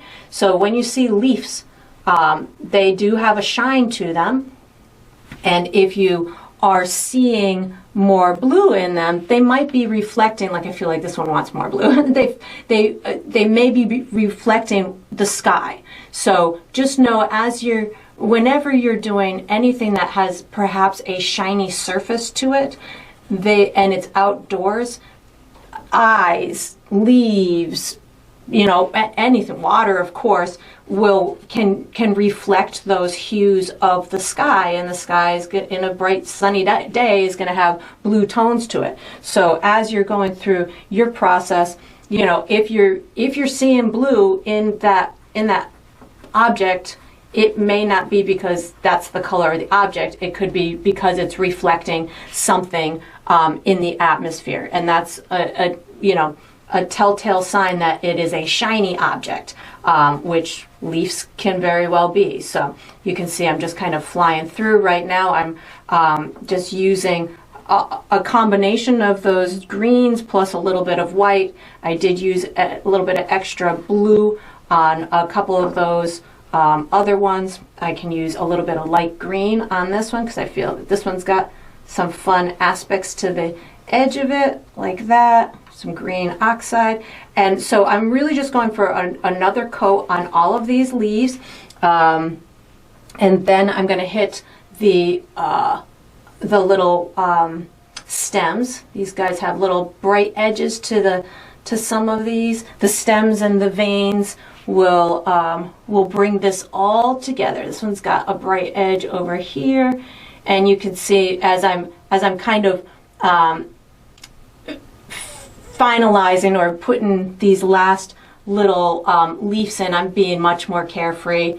I'm allowing myself to just, you know, improv, if you will, on some of them, and just allow for these edges to kind of show themselves. And I think that looks pretty good. So now, oh, I need this guy right in through here. What is he going to have?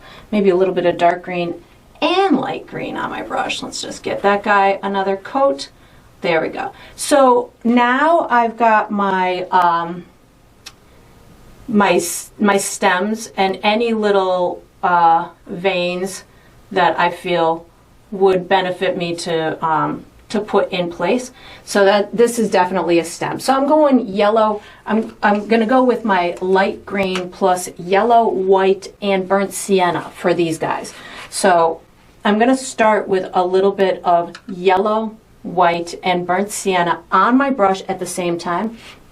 I've already got this one kind of in place, so I'm going to just kind of identify it a little bit more for you guys so you can see where I'm headed with this.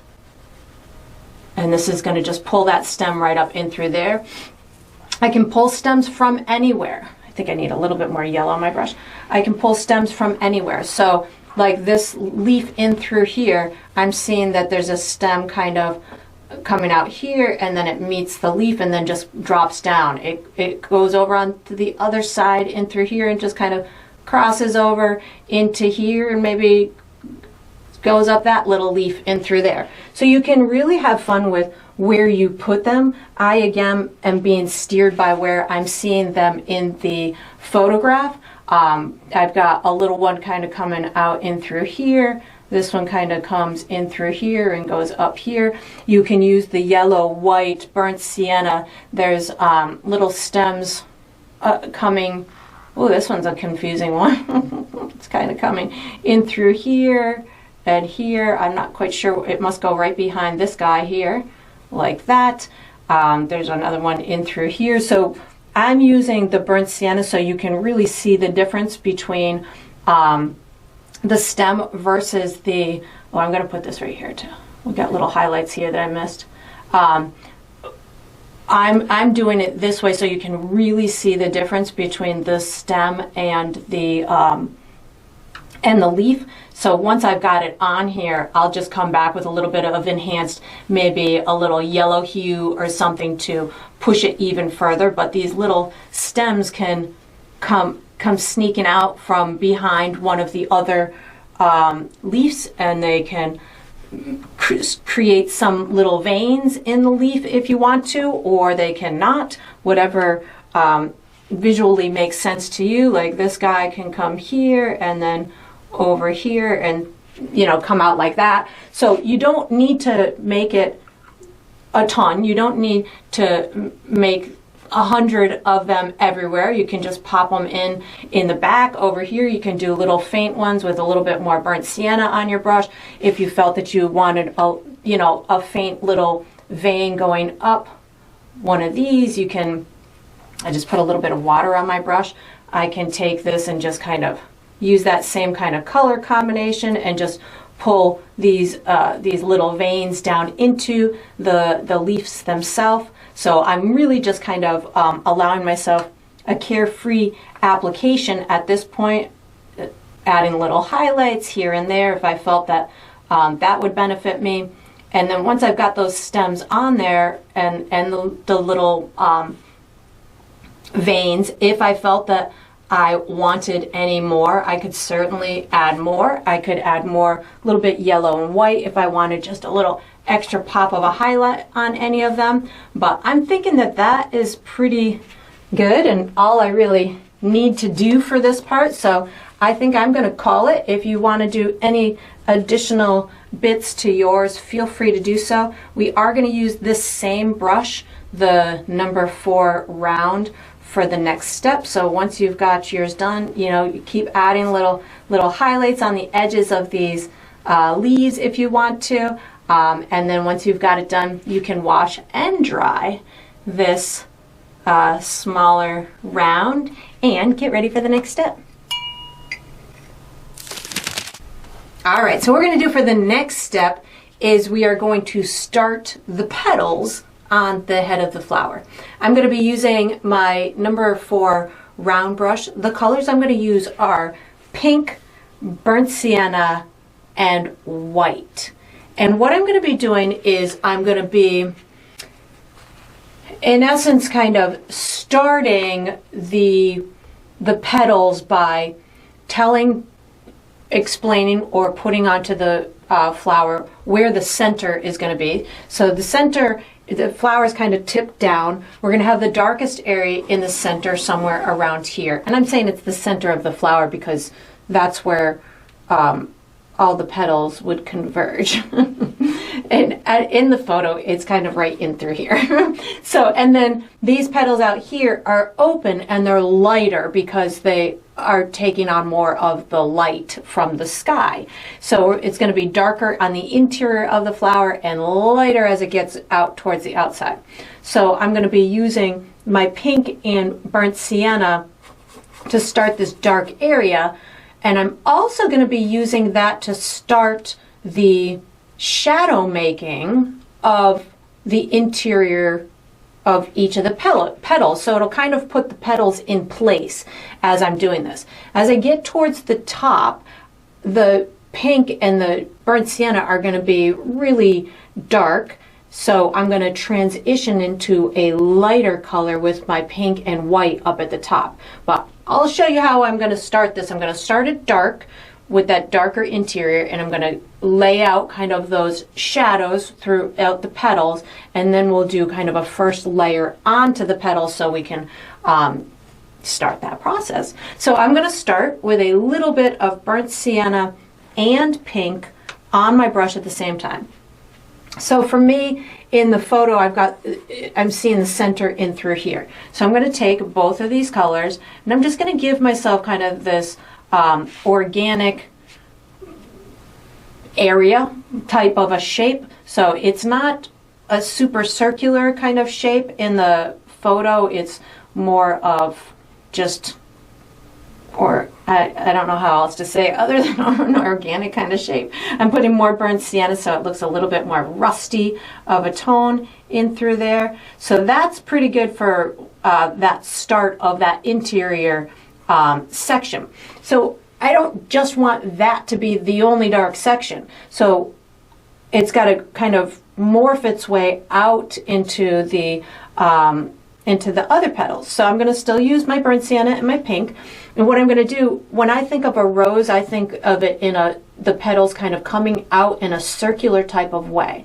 So for me, in this photo, the petals are closer together or more condensed in this area, and then they're spread wider up and through here. So down at the bottom, what I can do is I can take this burnt sienna and pink, and I can start kind of giving myself these circular type of gestural marks in order to start the process of the petal being light at the edge and leaning over and darkening or shadowing the petal that is underneath it. So I'm going to just use these two colors on my brush, the pink and the burnt sienna, to create what will be or to start the separation between these petals. It doesn't have to be exactly as mine. Yours is going to be a little bit different formation, obviously, than mine.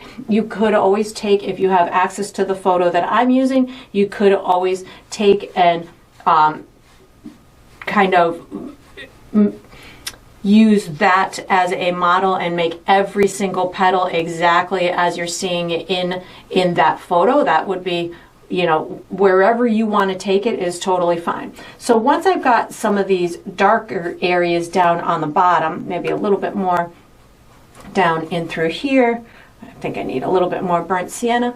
Once I've got these darker kind of starts to these petals, and you can already see where some of them are emerging. On the top, I'm seeing that the petals are almost leaning down towards, we're seeing the exterior side of these petals in through here. So here we're seeing just the tip of the them coming out like this, and up here we're seeing the exterior. So these are going to be broader, so I can kind of take, I'm going to go with a little bit more pink on my brush and just kind of, oh, maybe I need a little bit more burnt sienna so we can actually see what I'm doing. So I can take this and give myself kind of the just little, again, I'm still just doing these like light gestural type of marks to give myself the idea of where one petal is going to kind of lay on top of the other. You can see this will be the edge. It's going to lay on top of that. This one is actually all open here. We've got this one. Let's see here. Oh, there's another one up in through here that lays over this guy. So I'm kind of leaving the lighter areas where I want them to be more popping, where I want that petal to look like it's lighter. So that looks pretty good in through there. So now that I've got that, let's see here, this is another one that is kind of just laying over. There we go. Now that I've got that started, oh, maybe just a little bit more here. I'm like, I think I'm done, but not really.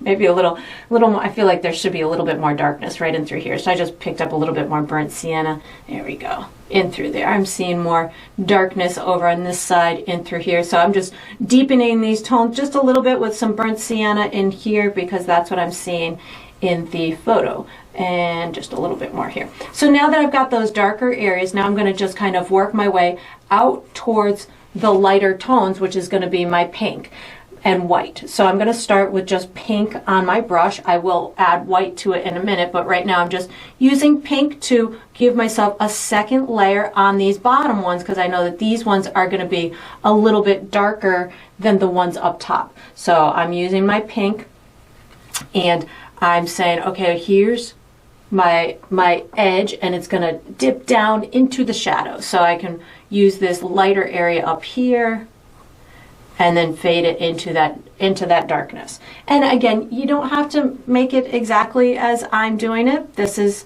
just allowing myself to just kind of understand or work through those petals.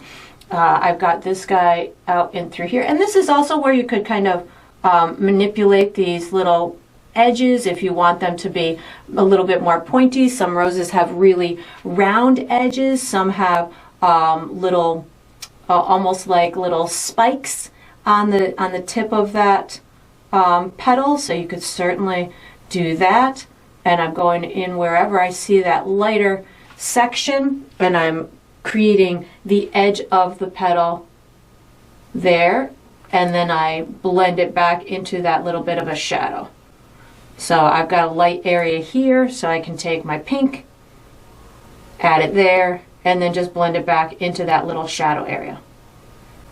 Because I created all those shadows when I put that burnt sienna pink type of tone. And same thing here. This is an easier one because it's bigger. And then I'm just working my way in like this with the pink on that exterior edge, and just finding wherever I want to create those edges. Well, on the bottom, again, we're seeing kind of a different angle to, oh, that was a little heavy paint, a little different. We're seeing the top exterior edge, and on here we're going to see the underside of it. So on the top ones, let's see here. That looks good. Let me just hit these ones over here before I miss them. That looks good. All right, so I'm kind of getting close to these top ones in through here. So these top ones, they're going to be kind of darker towards the top side and get lighter in through here. So I can start with my pink. Let's say I'll do this one right here because it's close to here. I've got my pink on my brush like this, and then I can pick up a tiny bit of white, and I can add, this is the exterior part of this, or the exterior part of this petal. So I'll show you how this plays out. So this petal, in essence, is kind of, we're seeing the outside of it. So I can do the same thing with, say, well, let's just finish this one up in through here. So say this one, let's do this one here. I can take my pink and kind of put it in this area, kind of blend it down into that shadow, and then it becomes lighter with a little bit of white at this tip. So something like this. I just totally got a whole bunch of pink over here. It's okay, it's part of my brick. And these little nuances too, as I develop with a final, other steps on here, these will make a little bit more sense. This guy in through here is kind of shadowing into there. So I think I'm going to put my pink on here and then just let it go into that darkness. That looks good. And then I'm just using a little bit of my pink in through here. So this is going to be the tip, and then it goes back into that shadow right in through there. And I can put a little bit of extra white on this little tip here to give it its kind of round shape. And I'll make those pop a little bit more later too. So same thing here. I can take that pink and fade it back into that shadow. Oops, maybe a little bit more burnt sienna. I kind of got rid of that whole shadow. And if you don't get this process 100% right now, don't worry. I've got another step that will be able to enhance or kind of elevate this little look a bit. So something like that. And again, I'm going off of this photo, so mine is going to attempt to be pretty spot on to the photo. This is a big light leaf or light petal right here, spot on to the photo, but you of course can make yours, adjust yours a little bit more to, your petals don't have to be exactly where mine are. Mine are not exactly as the photo, but they're being steered in the direction of that photo, so something like that. This guy here, I feel like I need that to blend just a little bit more. Putting pink and burnt sienna just to get that to blend just a little bit more. And then this one is fun because it's going to have some yellow in it, but I'm going to just put some white and pink right now. This is kind of, we're seeing the inside of this one. So I'm putting white and pink, just making this one pretty light right now. I'll show you how to make this one better later, but this is just white and pink to start, because this one's going to be a little complicated area of the petals like that. It's a big one too, so just making sure I've got it all the way over in through there. That looks good. Same thing with here. I think I'm going to go white on this edge, and then wipe my brush off, pick up some pink, and just bring it back with a little bit of pink to get into that darkness of the shadow. And again, I've got another step for these guys, so these ones that feel like they should be popping more, don't worry, we'll get them to pop more. There's actually two petals in through here, one that curves like this and one that it lays out like that one. So I think I'm going to just pick up a little bit of white to give this a little bit of a delineation. Now I'm picking up some pink just so we can see this one a little bit more. There we go. And then this one back here, I'm going to do something similar that I did here, just some pink and white, so I can make sure that I have a pretty light base, because it's going to get a little bit of yellow too. And as you're doing this, just make sure that your petals are overlapping your leaves behind. You don't want the leaves to look like they're sitting in front of, or that you missed any space between the leaves and the flower. And then I just wipe my brush off, pick up a little bit of pink, get that to go. It's going to be light in the middle too, so this is going to have a little bit of yellow too, so I just put a little bit of white right where those two meet, like that. I don't want to miss where they meet, so I'll just leave a little tiny evidential line. So in the photo there's a reddish, yellowish greenish leaf thing over here. I'm just going to make it part of the flower. So I'm going to put a little bit of white on my brush. I'm going to just put another one of these petals here because I'm not quite sure what that is in the photo and I'm not totally digging it. So I'm just going to put another petal to my flower in through here like that, and just a little bit more right in through here. So we've got that edge and that edge, and I think that that is how I want to start this flower. We are going to be using this same brush for the next step. So once you've got this done, and again, just try and get a full second coat on all of your petals. Yours don't have to be exactly in the same exact spot as mine.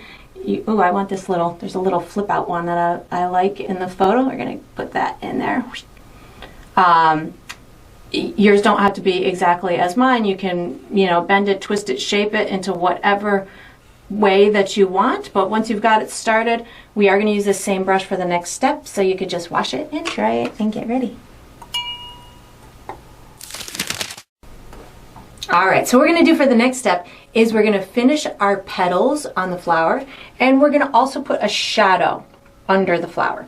I'm going to be using my small number 4 round. The colors I'm going to use are black, burnt sienna, my pink, my white, and my yellow. And if I use any other colors, I'll let you know. So I'm going to first put my shadow on underneath here.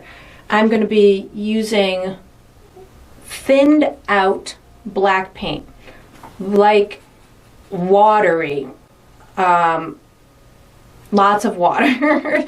So I want it to be transparent where you're going to be able to see these colors underneath. So if you get nervous, you can always just, you know, try it in a little area that isn't super important, and you can see, if you can see your paint underneath it, then you're good to go.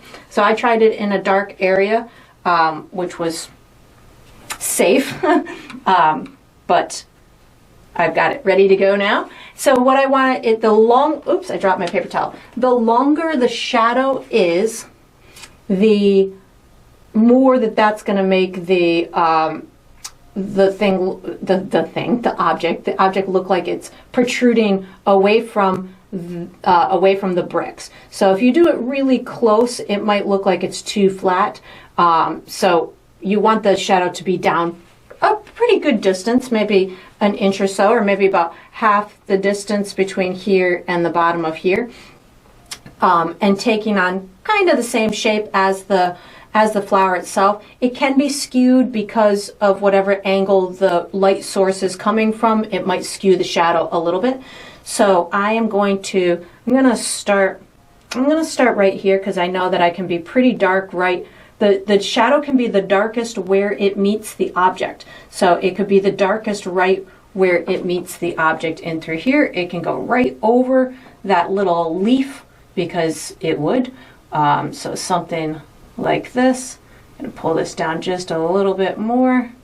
You could always use liquid medium in your paint. You don't have to use water. It's wherever your comfort zone is. I'm going to put a little shadow underneath this guy too. Something like that, because I feel that these guys, maybe they would. No, they're not in the photo doesn't have these two guys shadowing, so that sun must be really high because the shadow is not hitting the brick. So that's pretty interesting. But we just go with what we see in the picture.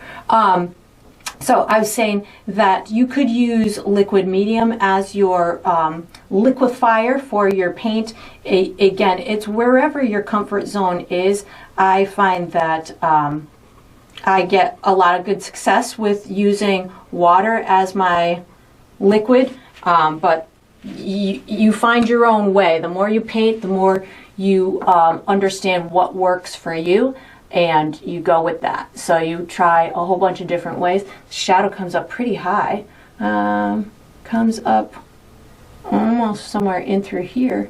So we're gonna let it happen, and then because I'm using quite a bit of moisture in my brush, I'm able to keep it moist and keep it moving until I don't need to keep it moving anymore. And again, it's transparent, so it's still showing that color underneath. So I'm just darkening it a little bit, so because it dried a little bit lighter than I had anticipated.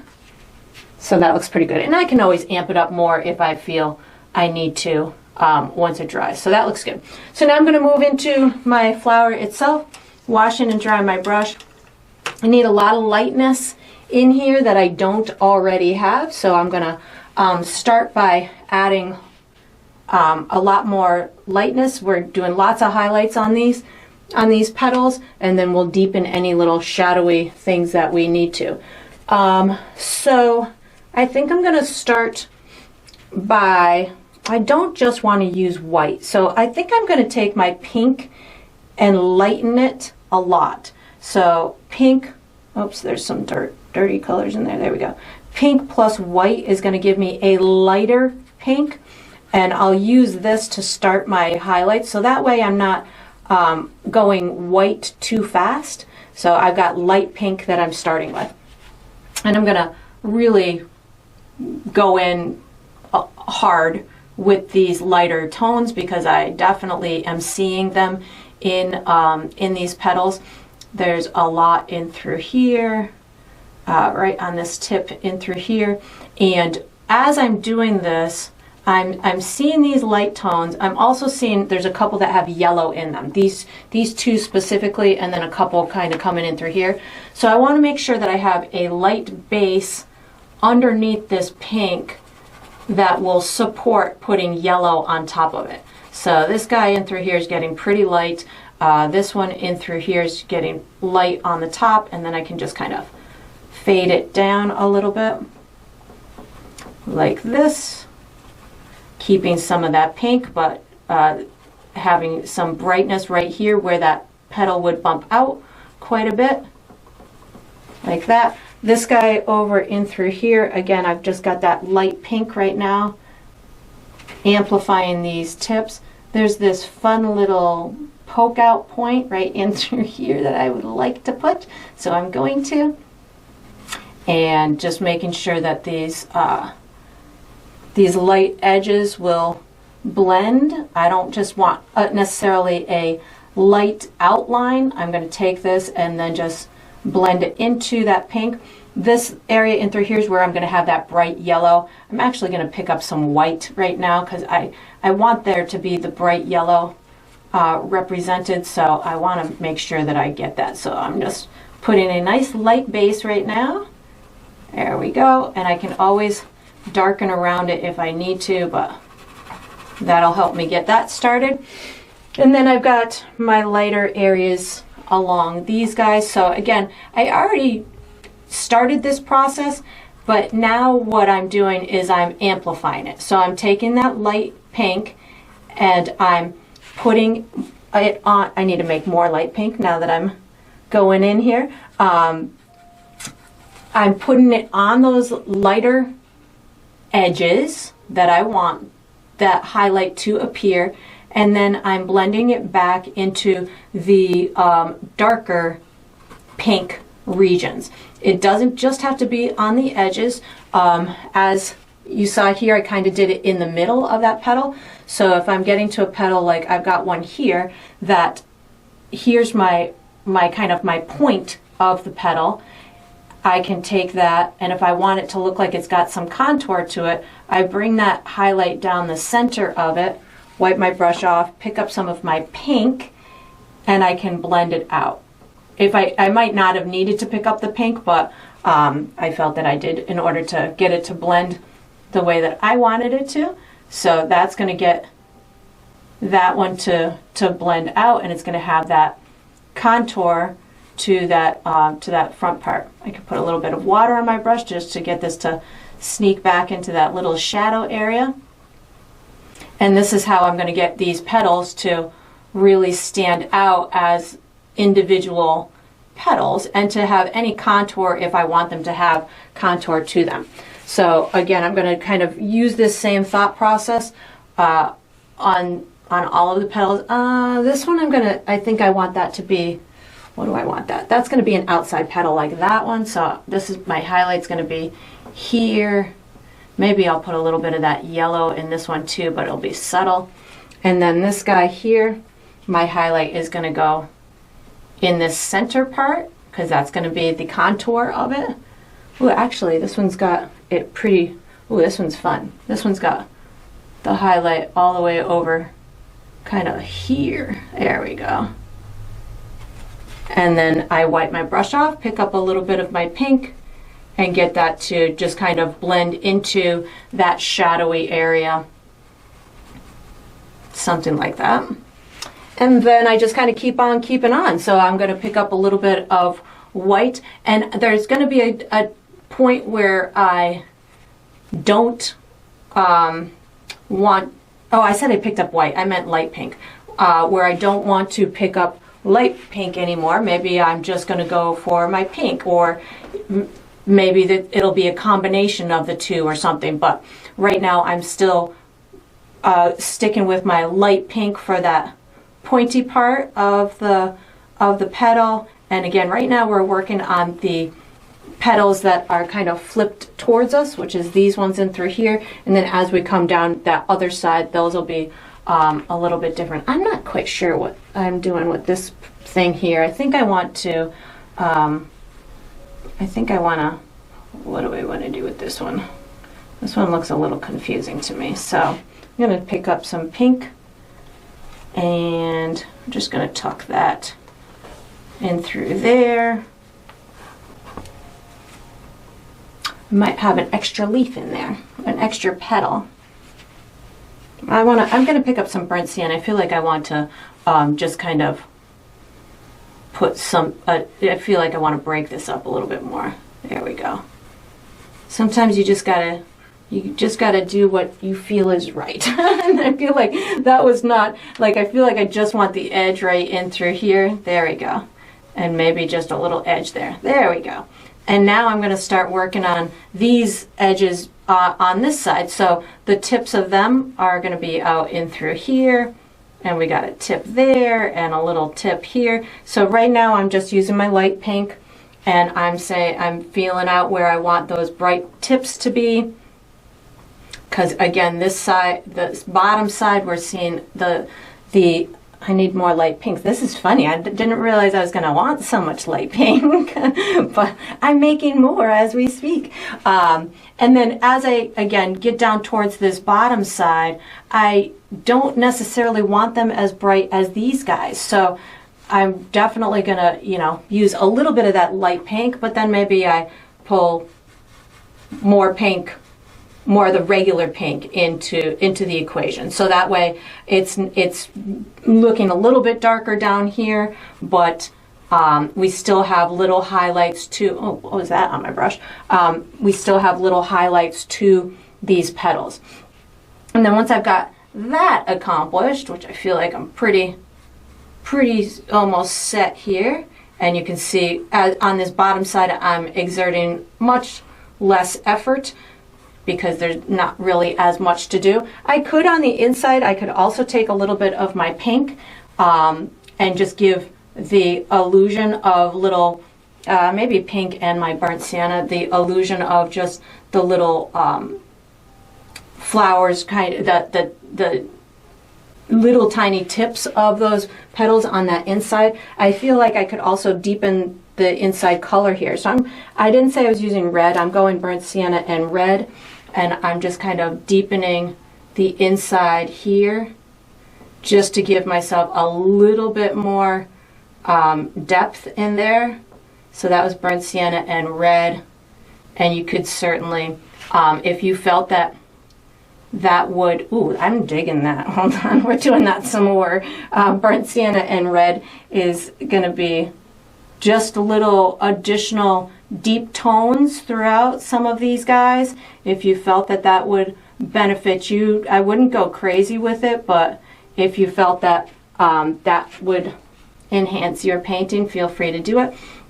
I'm picking up a little bit of water on my brush.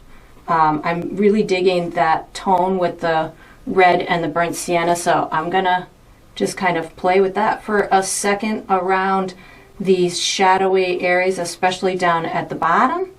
And then I will hit my final kind of yellowy highlights. Oh, I'm digging this. You know, sometimes as you go through and you're planning out what you want to do, your plan might not be the best plan. Like, I didn't know I was going to want to use red in here, but as I am developing these petals, I feel as though this burnt sienna and red is really helping to add that extra value into my pink tones. So I didn't necessarily think it was going to be necessary to add more depth into it.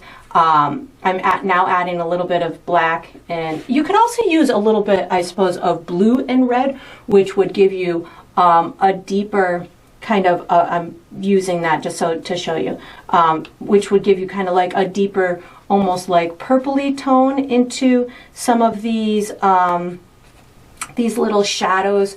So, you know, it's all going to be how far you want to take the depth of the 3D illusion. You know, the deeper and darker those shadows are, the more you're going to feel as though you've accomplished that 3D aspect to it. And then once you feel that you've got all of your petals in place and you've, you know, accomplished as much depth as you want. I keep adding a little bit of water to my brush in order to, like I had those shadows on the brick, I can use that same thought process to enhance these little shadows in between these petals. So, you know, knowing that you don't have to, again, do every single shadow exactly as it is in the photograph, or you don't have to follow every little petal mark the way that it is in that photo. You can, as long as you're providing the information. I'm providing the shadows. I'm providing, you know, where every little leaf meets the next one, even though it's not exactly as it is in the photo. The knowledge of what to do to make that shadow deeper, or what to do to enhance that contrast. Those are the things that allow you to morph your painting into a more believable place, or keep fiddling with it and keep, you know, increasing its depth or texture or whatever. So now that I've got that and I'm pretty happy with that, I'm going to start adding those yellow tones. I'm washing and drying my brush. I may work on these petals a little bit more, but I want to start with this white and yellow. So I'm using white and yellow on my brush. That's going to be too yellow, I'm thinking. I'm going to also use a tiny touch of red. So white, yellow, and a tiny touch of red. I'm going to get, yeah, there we go. I'm going to get a nice light yellow tone in through here, and then I'm going to pick up some of my pink and get it to blend out. So it almost turns like this beautiful peachy tone. And I see a tiny bit of it up here, but it's definitely with more white. So I just picked up some white on my brush and just allowing for just a slight hue to happen on this petal. And then I see a little bit in through here. So I'm going to just tuck a little bit in through here with maybe a little bit of my pink.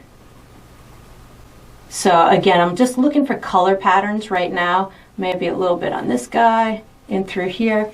And then I'm going to pick up some white and get some of my final kind of pushes in the highlights. So I didn't wash my brush, just picking up some white and allowing myself to get these beautiful little pops of brightness.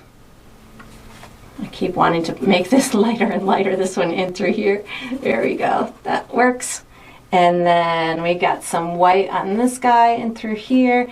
And then once I feel like I've got a lot of information in here that translates a flower that has a lot of dimension, once I've accomplished that, I'm putting some burnt sienna on my brush, sorry, to get into this little crevice here. Once I've accomplished that aspect, then it really is all about fiddling. So I've got everything in place where I want it to be. I've got my petals coming in the direction I want them to go. Now I would sit here and fiddle and keep amping up or down the highlights and the shadows and getting all of that those detail pieces to be as developed as I want. So I could call it here and say, I'm all done. It's saying as much as I want it to say. I've got everything translating the way that, oops, I picked up yellow, I didn't want yellow. Translating the way that I want it to translate. But if you wanted to push it, that's when you start saying, okay, well, I can do exactly what I just started, only make my highlights brighter, make my shadows deeper, add more contrast to my colors.